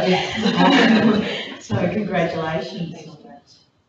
Completed in 12 months or less. Yeah, wonderful. 2-year traineeship program, so. That's a nice success. Thank you. Well done. Thank you. Thank you very much, Michelle and Kirsten. So that report has been noted. Moving on to 11.5 of the agenda, we've got the overview of the environmental health team. I'll pass over to introduce this report. And Kirsten, would you mind just introducing the environmental health team? This is the new faces in the group. Thank you very much. Through you, Madam Chair. So this is just an information report from our environmental health team. So as you'll be aware, the Communities Department has been doing updates to Council over the past few months. So we've seen our Parks and Gardens team, we've seen the Indigenous team, and last month was Ranger Services.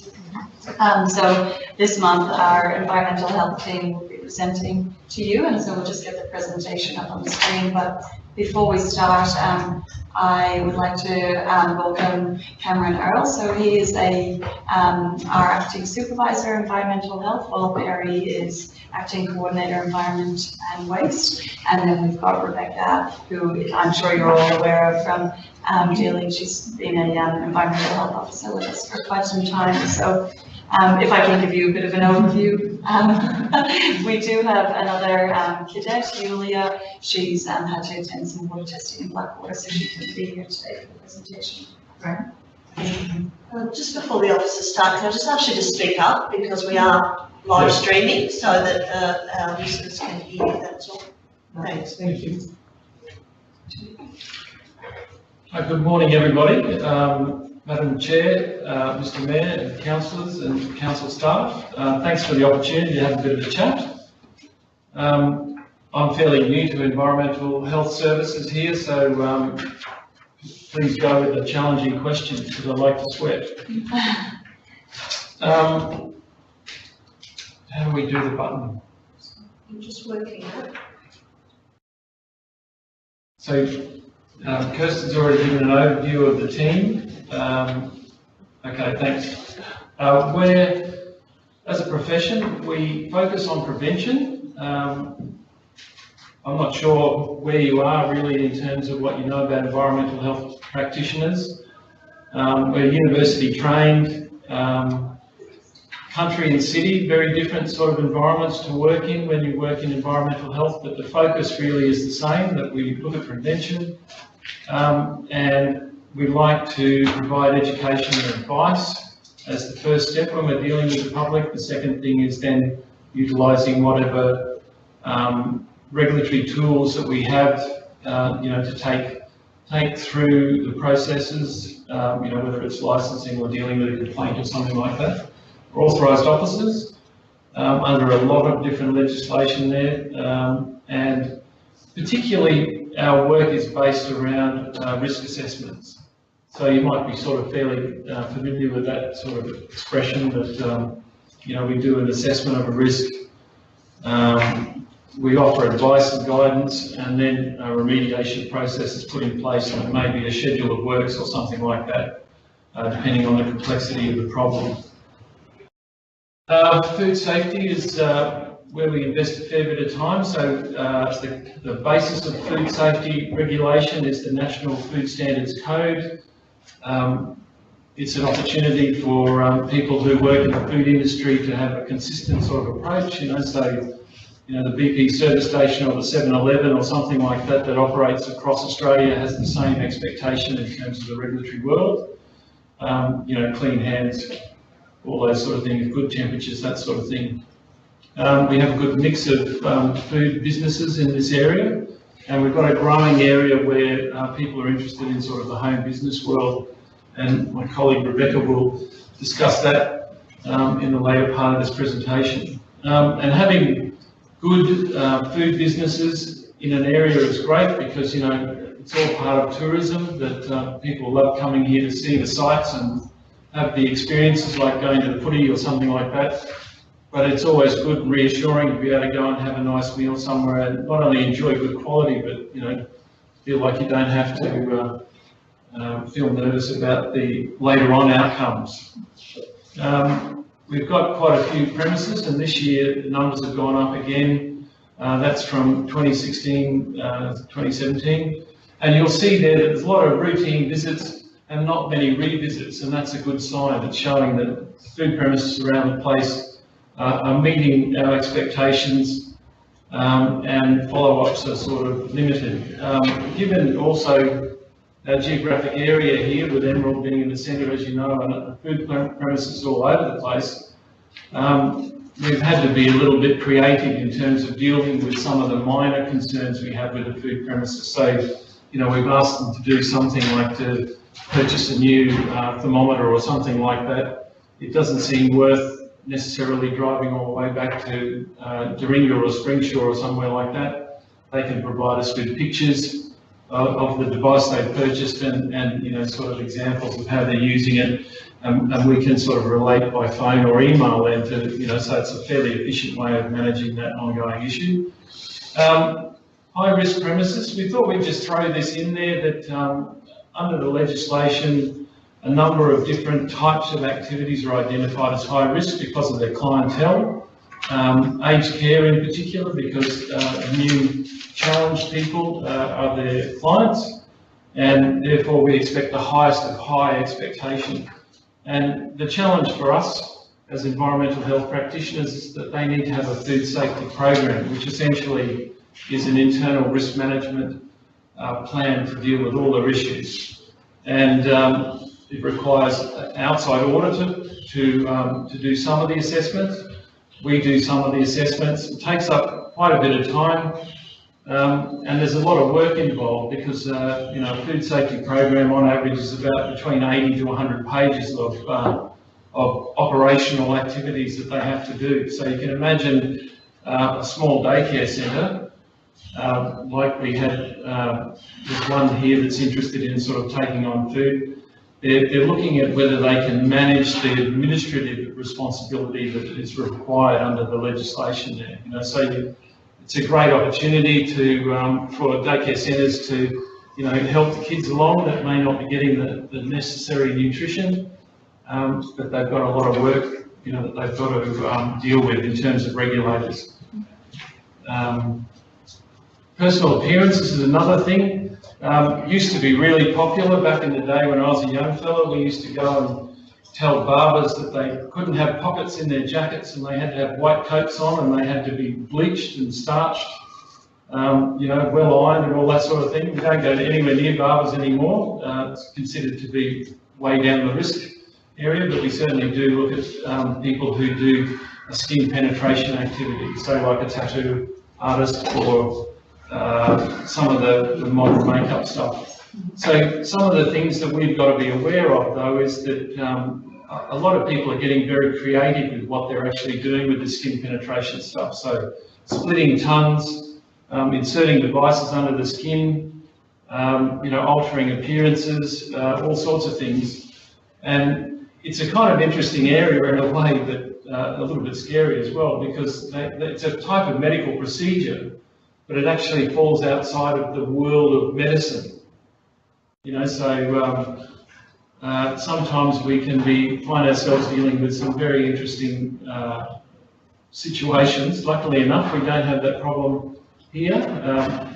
Some previous work I did in Victoria, we had a guy visiting who would come in and do all that extreme tongue splitting, you know, embedding, scarring, all sorts of stuff. So they just tour in from New South Wales, book a chair for a week, and they do all sorts of, you know, stringing up people and, you know, all part of the art.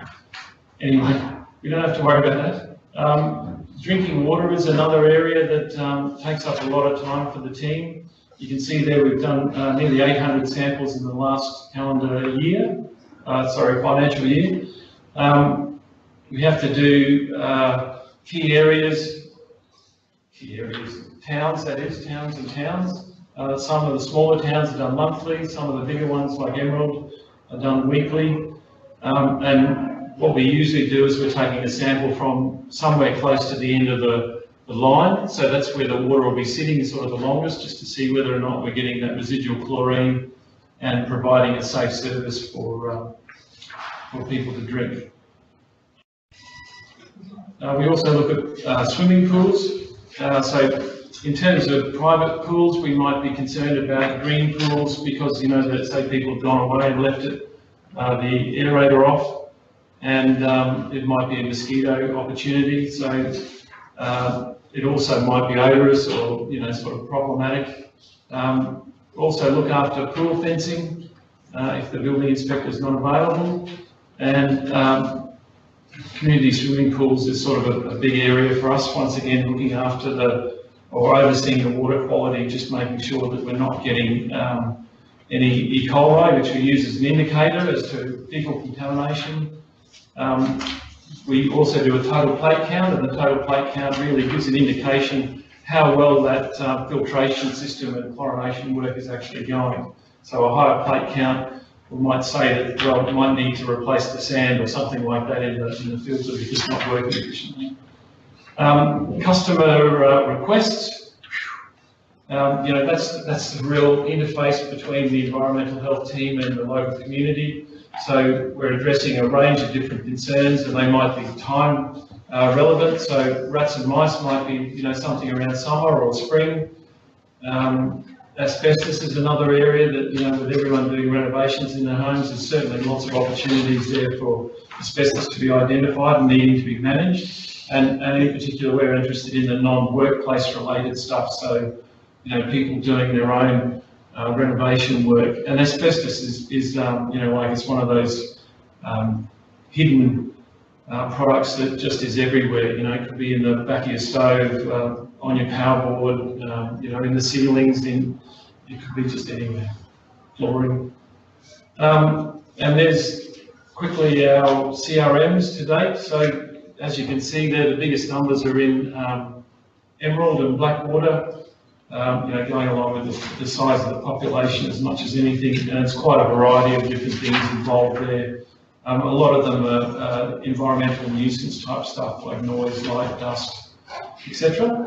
And I'll hand over to my colleague Rebecca. She'll talk about a big area, a big growing area for us, local law stuff. Thanks, Cameron. Also, the Environmental Health Department also takes care of prescribed activities in council's local laws.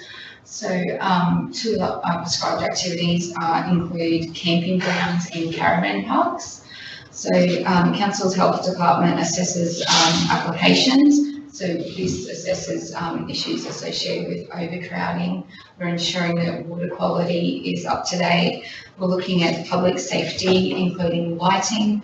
We're ensuring that businesses have a fire safety and evacuation plan in place.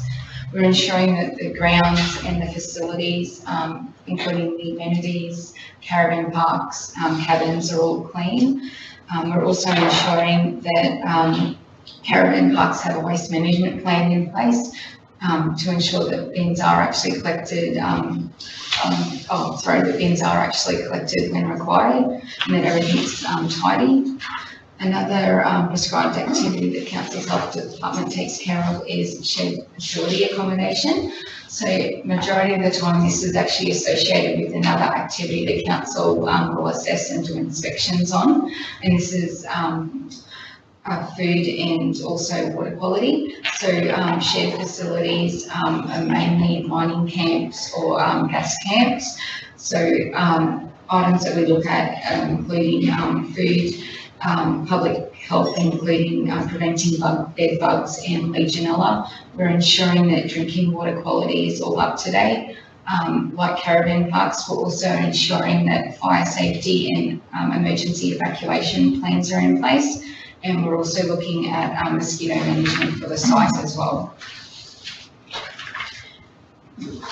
Our profession is emerging and like any others, and another prescribed activity is temporary entertainment events.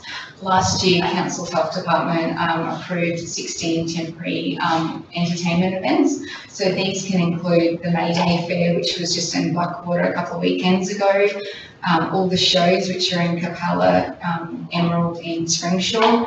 It includes any bullaramas or rodeos we have within the local government area. Our yearly agro event, also Gem Fest and Eat Street markets. A lot of planning and organisation actually goes into ensuring that these temporary events do actually occur and are executed. Planning includes pre-lodgement meetings, detailed assessment of the applications that are submitted to council. Also, site inspections and visits occur. We're also ensuring that drinking water testing occurs for activities that aren't actually on council reticulated system. We also do the food safety inspections when the event is actually on, and also post-event debriefs occur as well.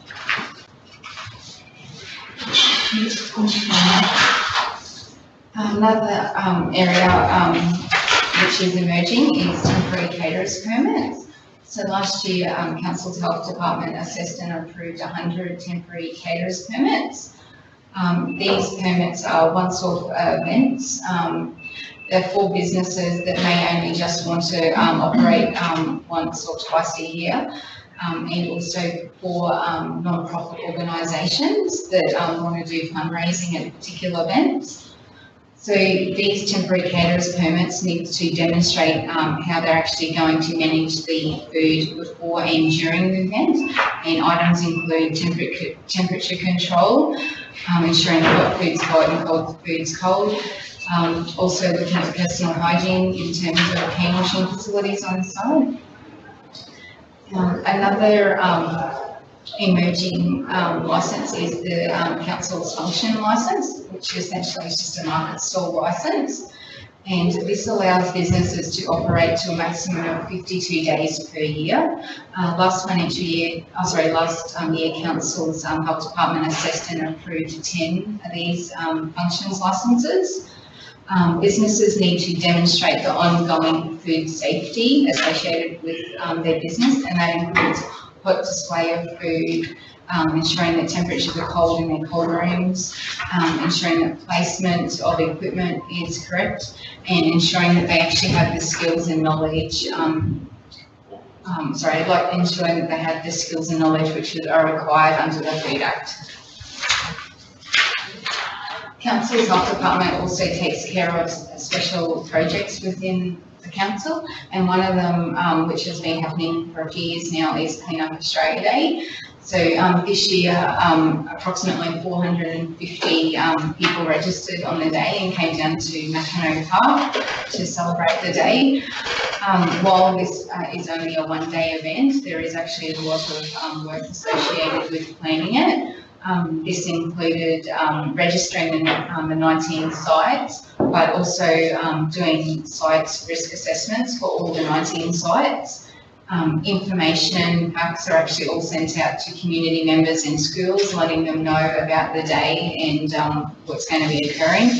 Also, event coordination on the day takes up a lot of our time, and this includes organising the mobile food vendors to be there on the day, organising kids' entertainment activities, and also registration on the day takes a lot of time. Also this year the Council's Health Department had an environmental stand there, so that was took a lot to organise that, and also trying to arrange sponsorship for the events as well. So it's not just a burden on council, but the community can actually participate in the event and donate to the Clean Up Australia Day event. And that's it. Through the chair, if I can clarify, the table in the report, so as you would have noticed in the Rangers update that we provided last month, we just kind of provided a comparison across our neighbouring councils to show the area that we have to cover with the, I guess, full-time equivalents on the ground. So at the start of the report, it discusses that the team comprises of 4 staff members, which includes the coordinator who looks after environment and waste. So when we look at the staff allocation in that table as being 2, this is Julia and Rebecca in the EHL roles, including Julia as a cadet. So that's the on-the-ground sort of thing. That's not saying that the supervisor doesn't get involved and get stuck into it on a daily basis too. If we were to compare across council, so you might be able to see that the numbers stack up in terms of licensed premises and things like that against numbers that we have to look after between staff, but our area is quite vast for 2 people, but as is quite similar with Isaac. Thank you very much. Rebecca, a question about Clean Up Australia Day. So the focus this year was on the Emerald, and it was an excellent event. Is there any focus around events in other towns across our area? Councillor Daniels, I'll just actually pass that to Perry because he was actually organising it this year, Clean Up Australia Day, and I actually haven't. Through the chair, if I may. Yes. The situation with the other towns has been, look, I'll start with Capella, very tiny, extremely low turnout in the past. And that was the reluctance not to do anything there. I don't think we've been doing it for a couple of years. And also there's Sorry? Sorry, I was going to say there's actually restrictions on place as to where you can have your registered site. So you can allow places that when you need to be cleaned, like 2 parks that are in town, but they're actually clean and tidy. So you're not actually able to clean like roadways or like highways and all that because of safety. So it really limits the locations in Capella of where you can actually register a site and have it as a clean up site for Clean Up Australia Day. Okay. And for the rest of the town, briefly, Bluff, God bless them, the Scouts have been running it themselves very successfully, I think. It may stand corrected, but a community group has been looking after that rather successfully. Blackwater has, this last year, the office couldn't generate enough interest. For us, we're pretty spread pretty thin with what we needed to do for Emerald. So hold that Blackwater thought, I really can't explain that fully. Springshore, again, the couldn't generate enough interest there. Am I correct there? Springshore, that was the response there. So the focus this year has been on Emerald, just to start with, was the first go at expanding what we were doing, what we have been doing to Clean Up Australia Day, to make it more attractive for participants to participate. And we'll just scoping this. It was a trial, this is successful, if I may say so. So that's the state of play so far. The others, except for Blackwater, and really invest in Springshore as well, it's just early days. I can compare significant submission reasons why. There's a lot of the focus, the attention was for this trial with Okay, great, thank you. Is there councillors any further questions? No? Thank you very much. Thank you for the presentation, very informative. Thank you. So moving on to departmental update, so I will hand over to Michelle to speak to these. Thank you, Madam Chair. So, General Manager Fletcher has asked me to touch on a number of items, so I'll just go through those, councillors. The first one being the engagement HQ. So this is an initiative of the Community Development Unit in regards to Engagement HQ website, which is now being launched. The purpose of the website is to support council the best practice for online community engagement. Initial launch of that program was the library survey that councils may be aware of. The IAP2 training, which is International Association of Public Participation Training, was held in Emerald on the 16th to the 19th of April. 27 council staff participated within that training. For council's information and note, I do believe that there's funding being requested within the 18-19 budget for the participation of councillors within that training program. The Merrill Student Leaders Summit on the 27th of April 2018. Was a great event with 200 student leaders, school staff, parents, council staff and councillors attending that summit. Presentation from Carmel O'Keefe, a member of the Springfield Community Reference Group, on the day with student presentations, and a keynote speaker was rugby legend, it says here, Shane Webby. I was going to say Shane McIntyre, but that's different legend. You did say. You're not picking up on that. No, I was sure. I'll let it go, but Okay. you did say rugby league, but didn't you? Not just rugby. Rugby league. It's all right. Rugby league, yes. National Reconciliation Week, which is to be celebrated between 27th of May and the 3rd of June, councillors. So the theme for 2018 is Don't Keep History a Mystery, and the reconciliation events will include, through that period, on the 5th of May, Community Yarning Circle in the grounds of the Blackwater Uniting Church.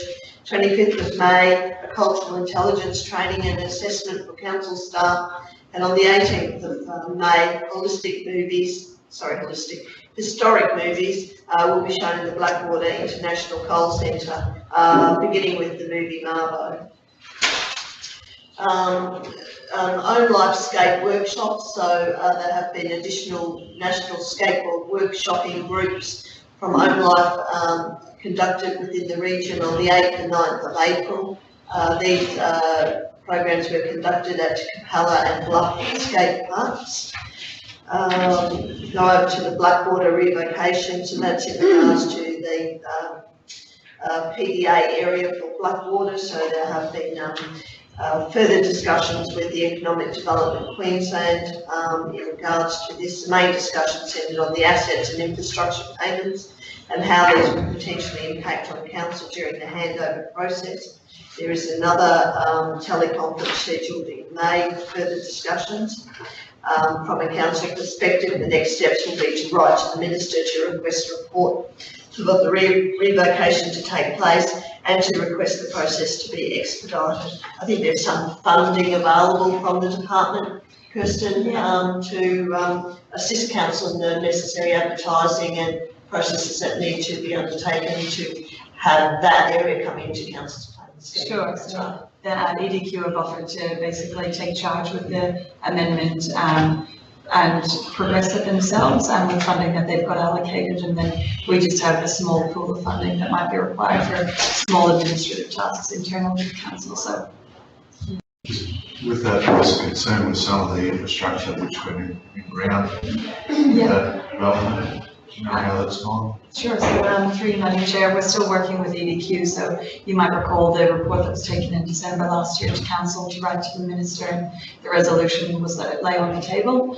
and we would continue to work with EDQ to find the state of the assets of that infrastructure. So they've prepared and provided a list of assets which our development engineer and the development and planning team are going through. So we're going to have a full report to council once we have a grasp on the state of the assets and where they're at, so that we can provide you with an informed decision moving forward. Next, to just touch on the biggest morning tea at the Rolleston Library, which is to occur on Friday the 25th of May at 10 a.m.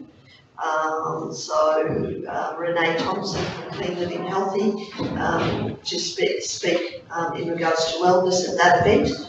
And there'll also be a representative from the Rockhampton branch of the Cancer Council will also be in attendance. Just some project snapshots from community facilities and housing. Bohinia Downs Hall disability ramp, Quotes have been received and works to begin within the month. The Springshaw Hall project works have begun and the project is anticipated to be completed by mid-May. Blackwater Civic Centre toilet upgrade work has begun and the project is due for completion on the 10th of May. So hopefully that's been completed. Doringa Hall Disability Access works are currently underway and the project is scheduled for completion by late May. Councillors will be aware of the Emerald Office Executive Area refurbishment. Those works are due for completion in early June. Sapphire Hall floor covering replacement works to start on the 4th of May and to be completed by mid-May.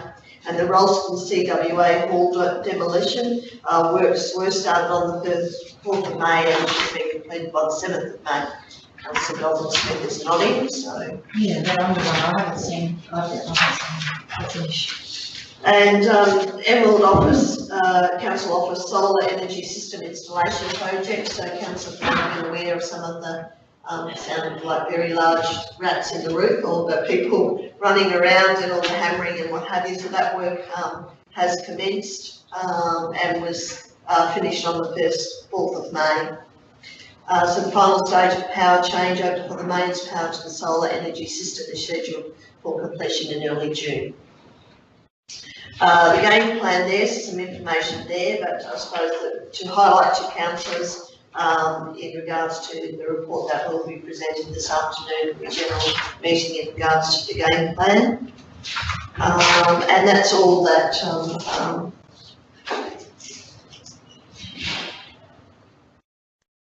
and Kirsten is going to provide a update in regards to the Nagoa River Clean Out project. Sure.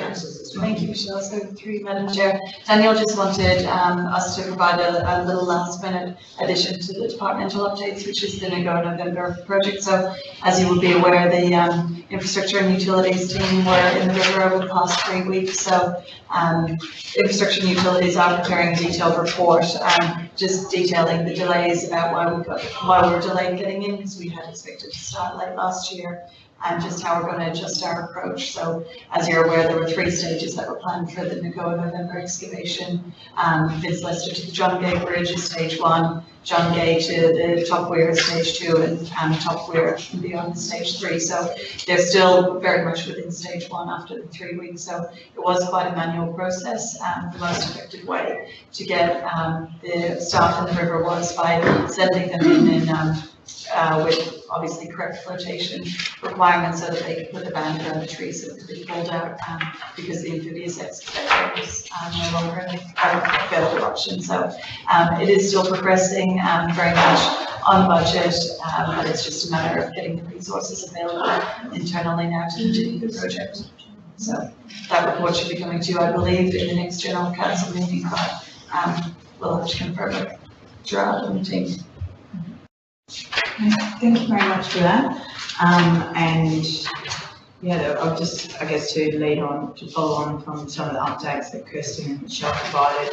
I want to thank Councillor Nixon for the chairing the Domestic Violence Candlelight Vigil. It was a good event with many attending this year in Emerald. And also just to reinforce around the Merrill Student Summit, I attended that along with Councillor Brimble and Mayor Hayes, and Councillor Nixon was in and out all day as she was very busy being involved with catering for the event as part of her IBNs and volunteering commitment. So it was a really excellent event. You know, there's so much enthusiasm that you can see in the students that attend and the teachers as well. It's a really great opportunity to hear from a number of schools about, you know, what their vision is for their community or for their school, and very informative for us as councillors and council. So, and do you have anything else you'd like to add on that, Mayor Hayes? I do, and I endorse your comments. Councillor Nixon worked very, very hard with a very small team of people to feed a lot of people in a short period of time, and we really do appreciate that. Yeah, but you're right. To the Chair, I acknowledge your comments. There was an incredible enthusiasm, and I might add that there's quite some onerous responsibilities placed back on us again. think Shane Webke nudged me and said, I think you're up to about $5 million worth of projects there. So the students are certainly well and truly over their interest in their communities. They prepared, the schools have chose to actually prepare, I suppose, an idea where they'll engage with their community and take a lot of time to do that, and quite detailed about those projects. Certainly a mountain bike track, certainly in the skate park in Blackwood, has certainly got a very comprehensive report, and it was very structured and very targeted. So I suppose, with the greatest respect, they provided a lot of community engagement that we would have to do in another way, and that form certainly created. So I endorse your comments, Chair. So. Okay, thank you very much. And the video was awesome too. Rudolph was responsible for the video.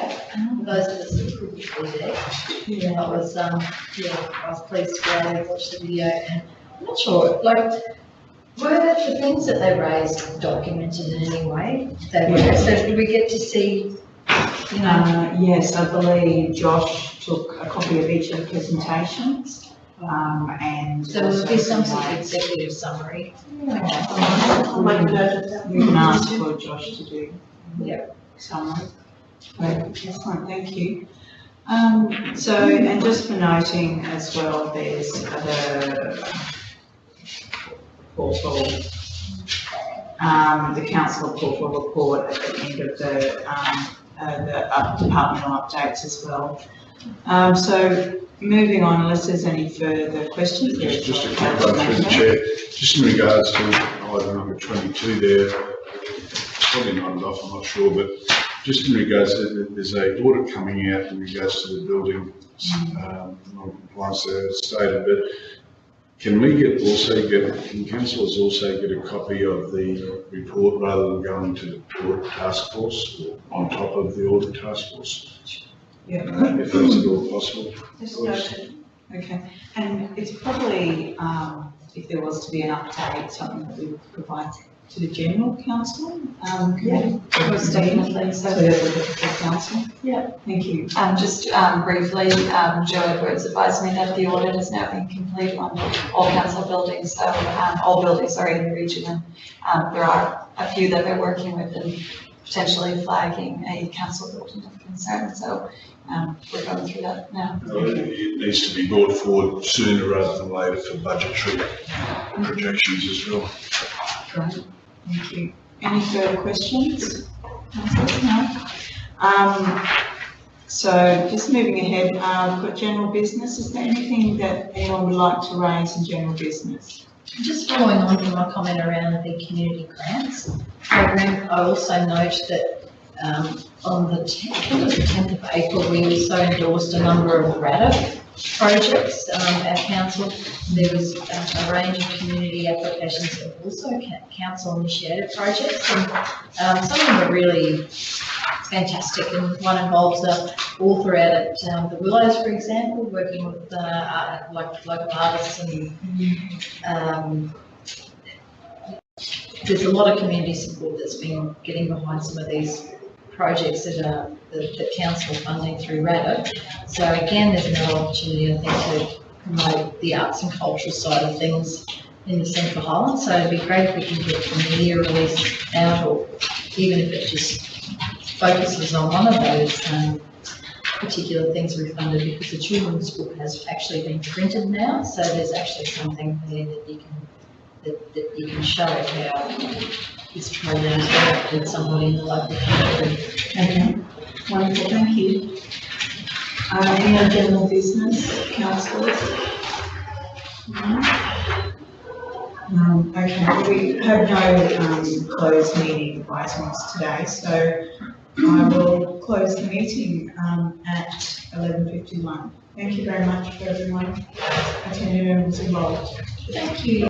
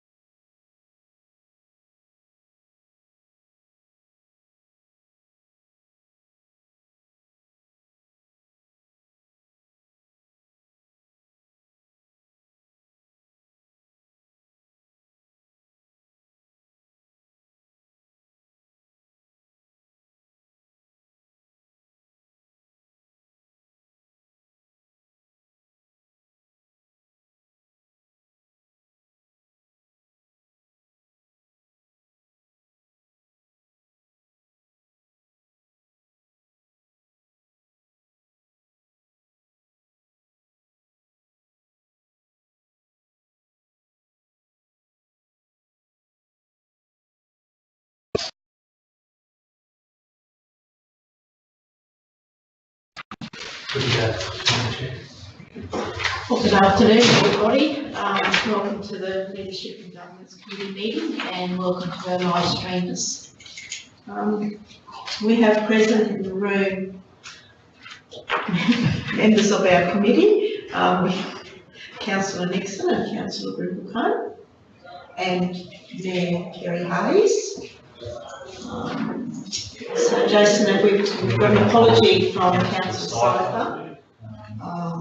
We won't call Councillor Bell because he's on stage. No. Okay, so Hands up. attendance.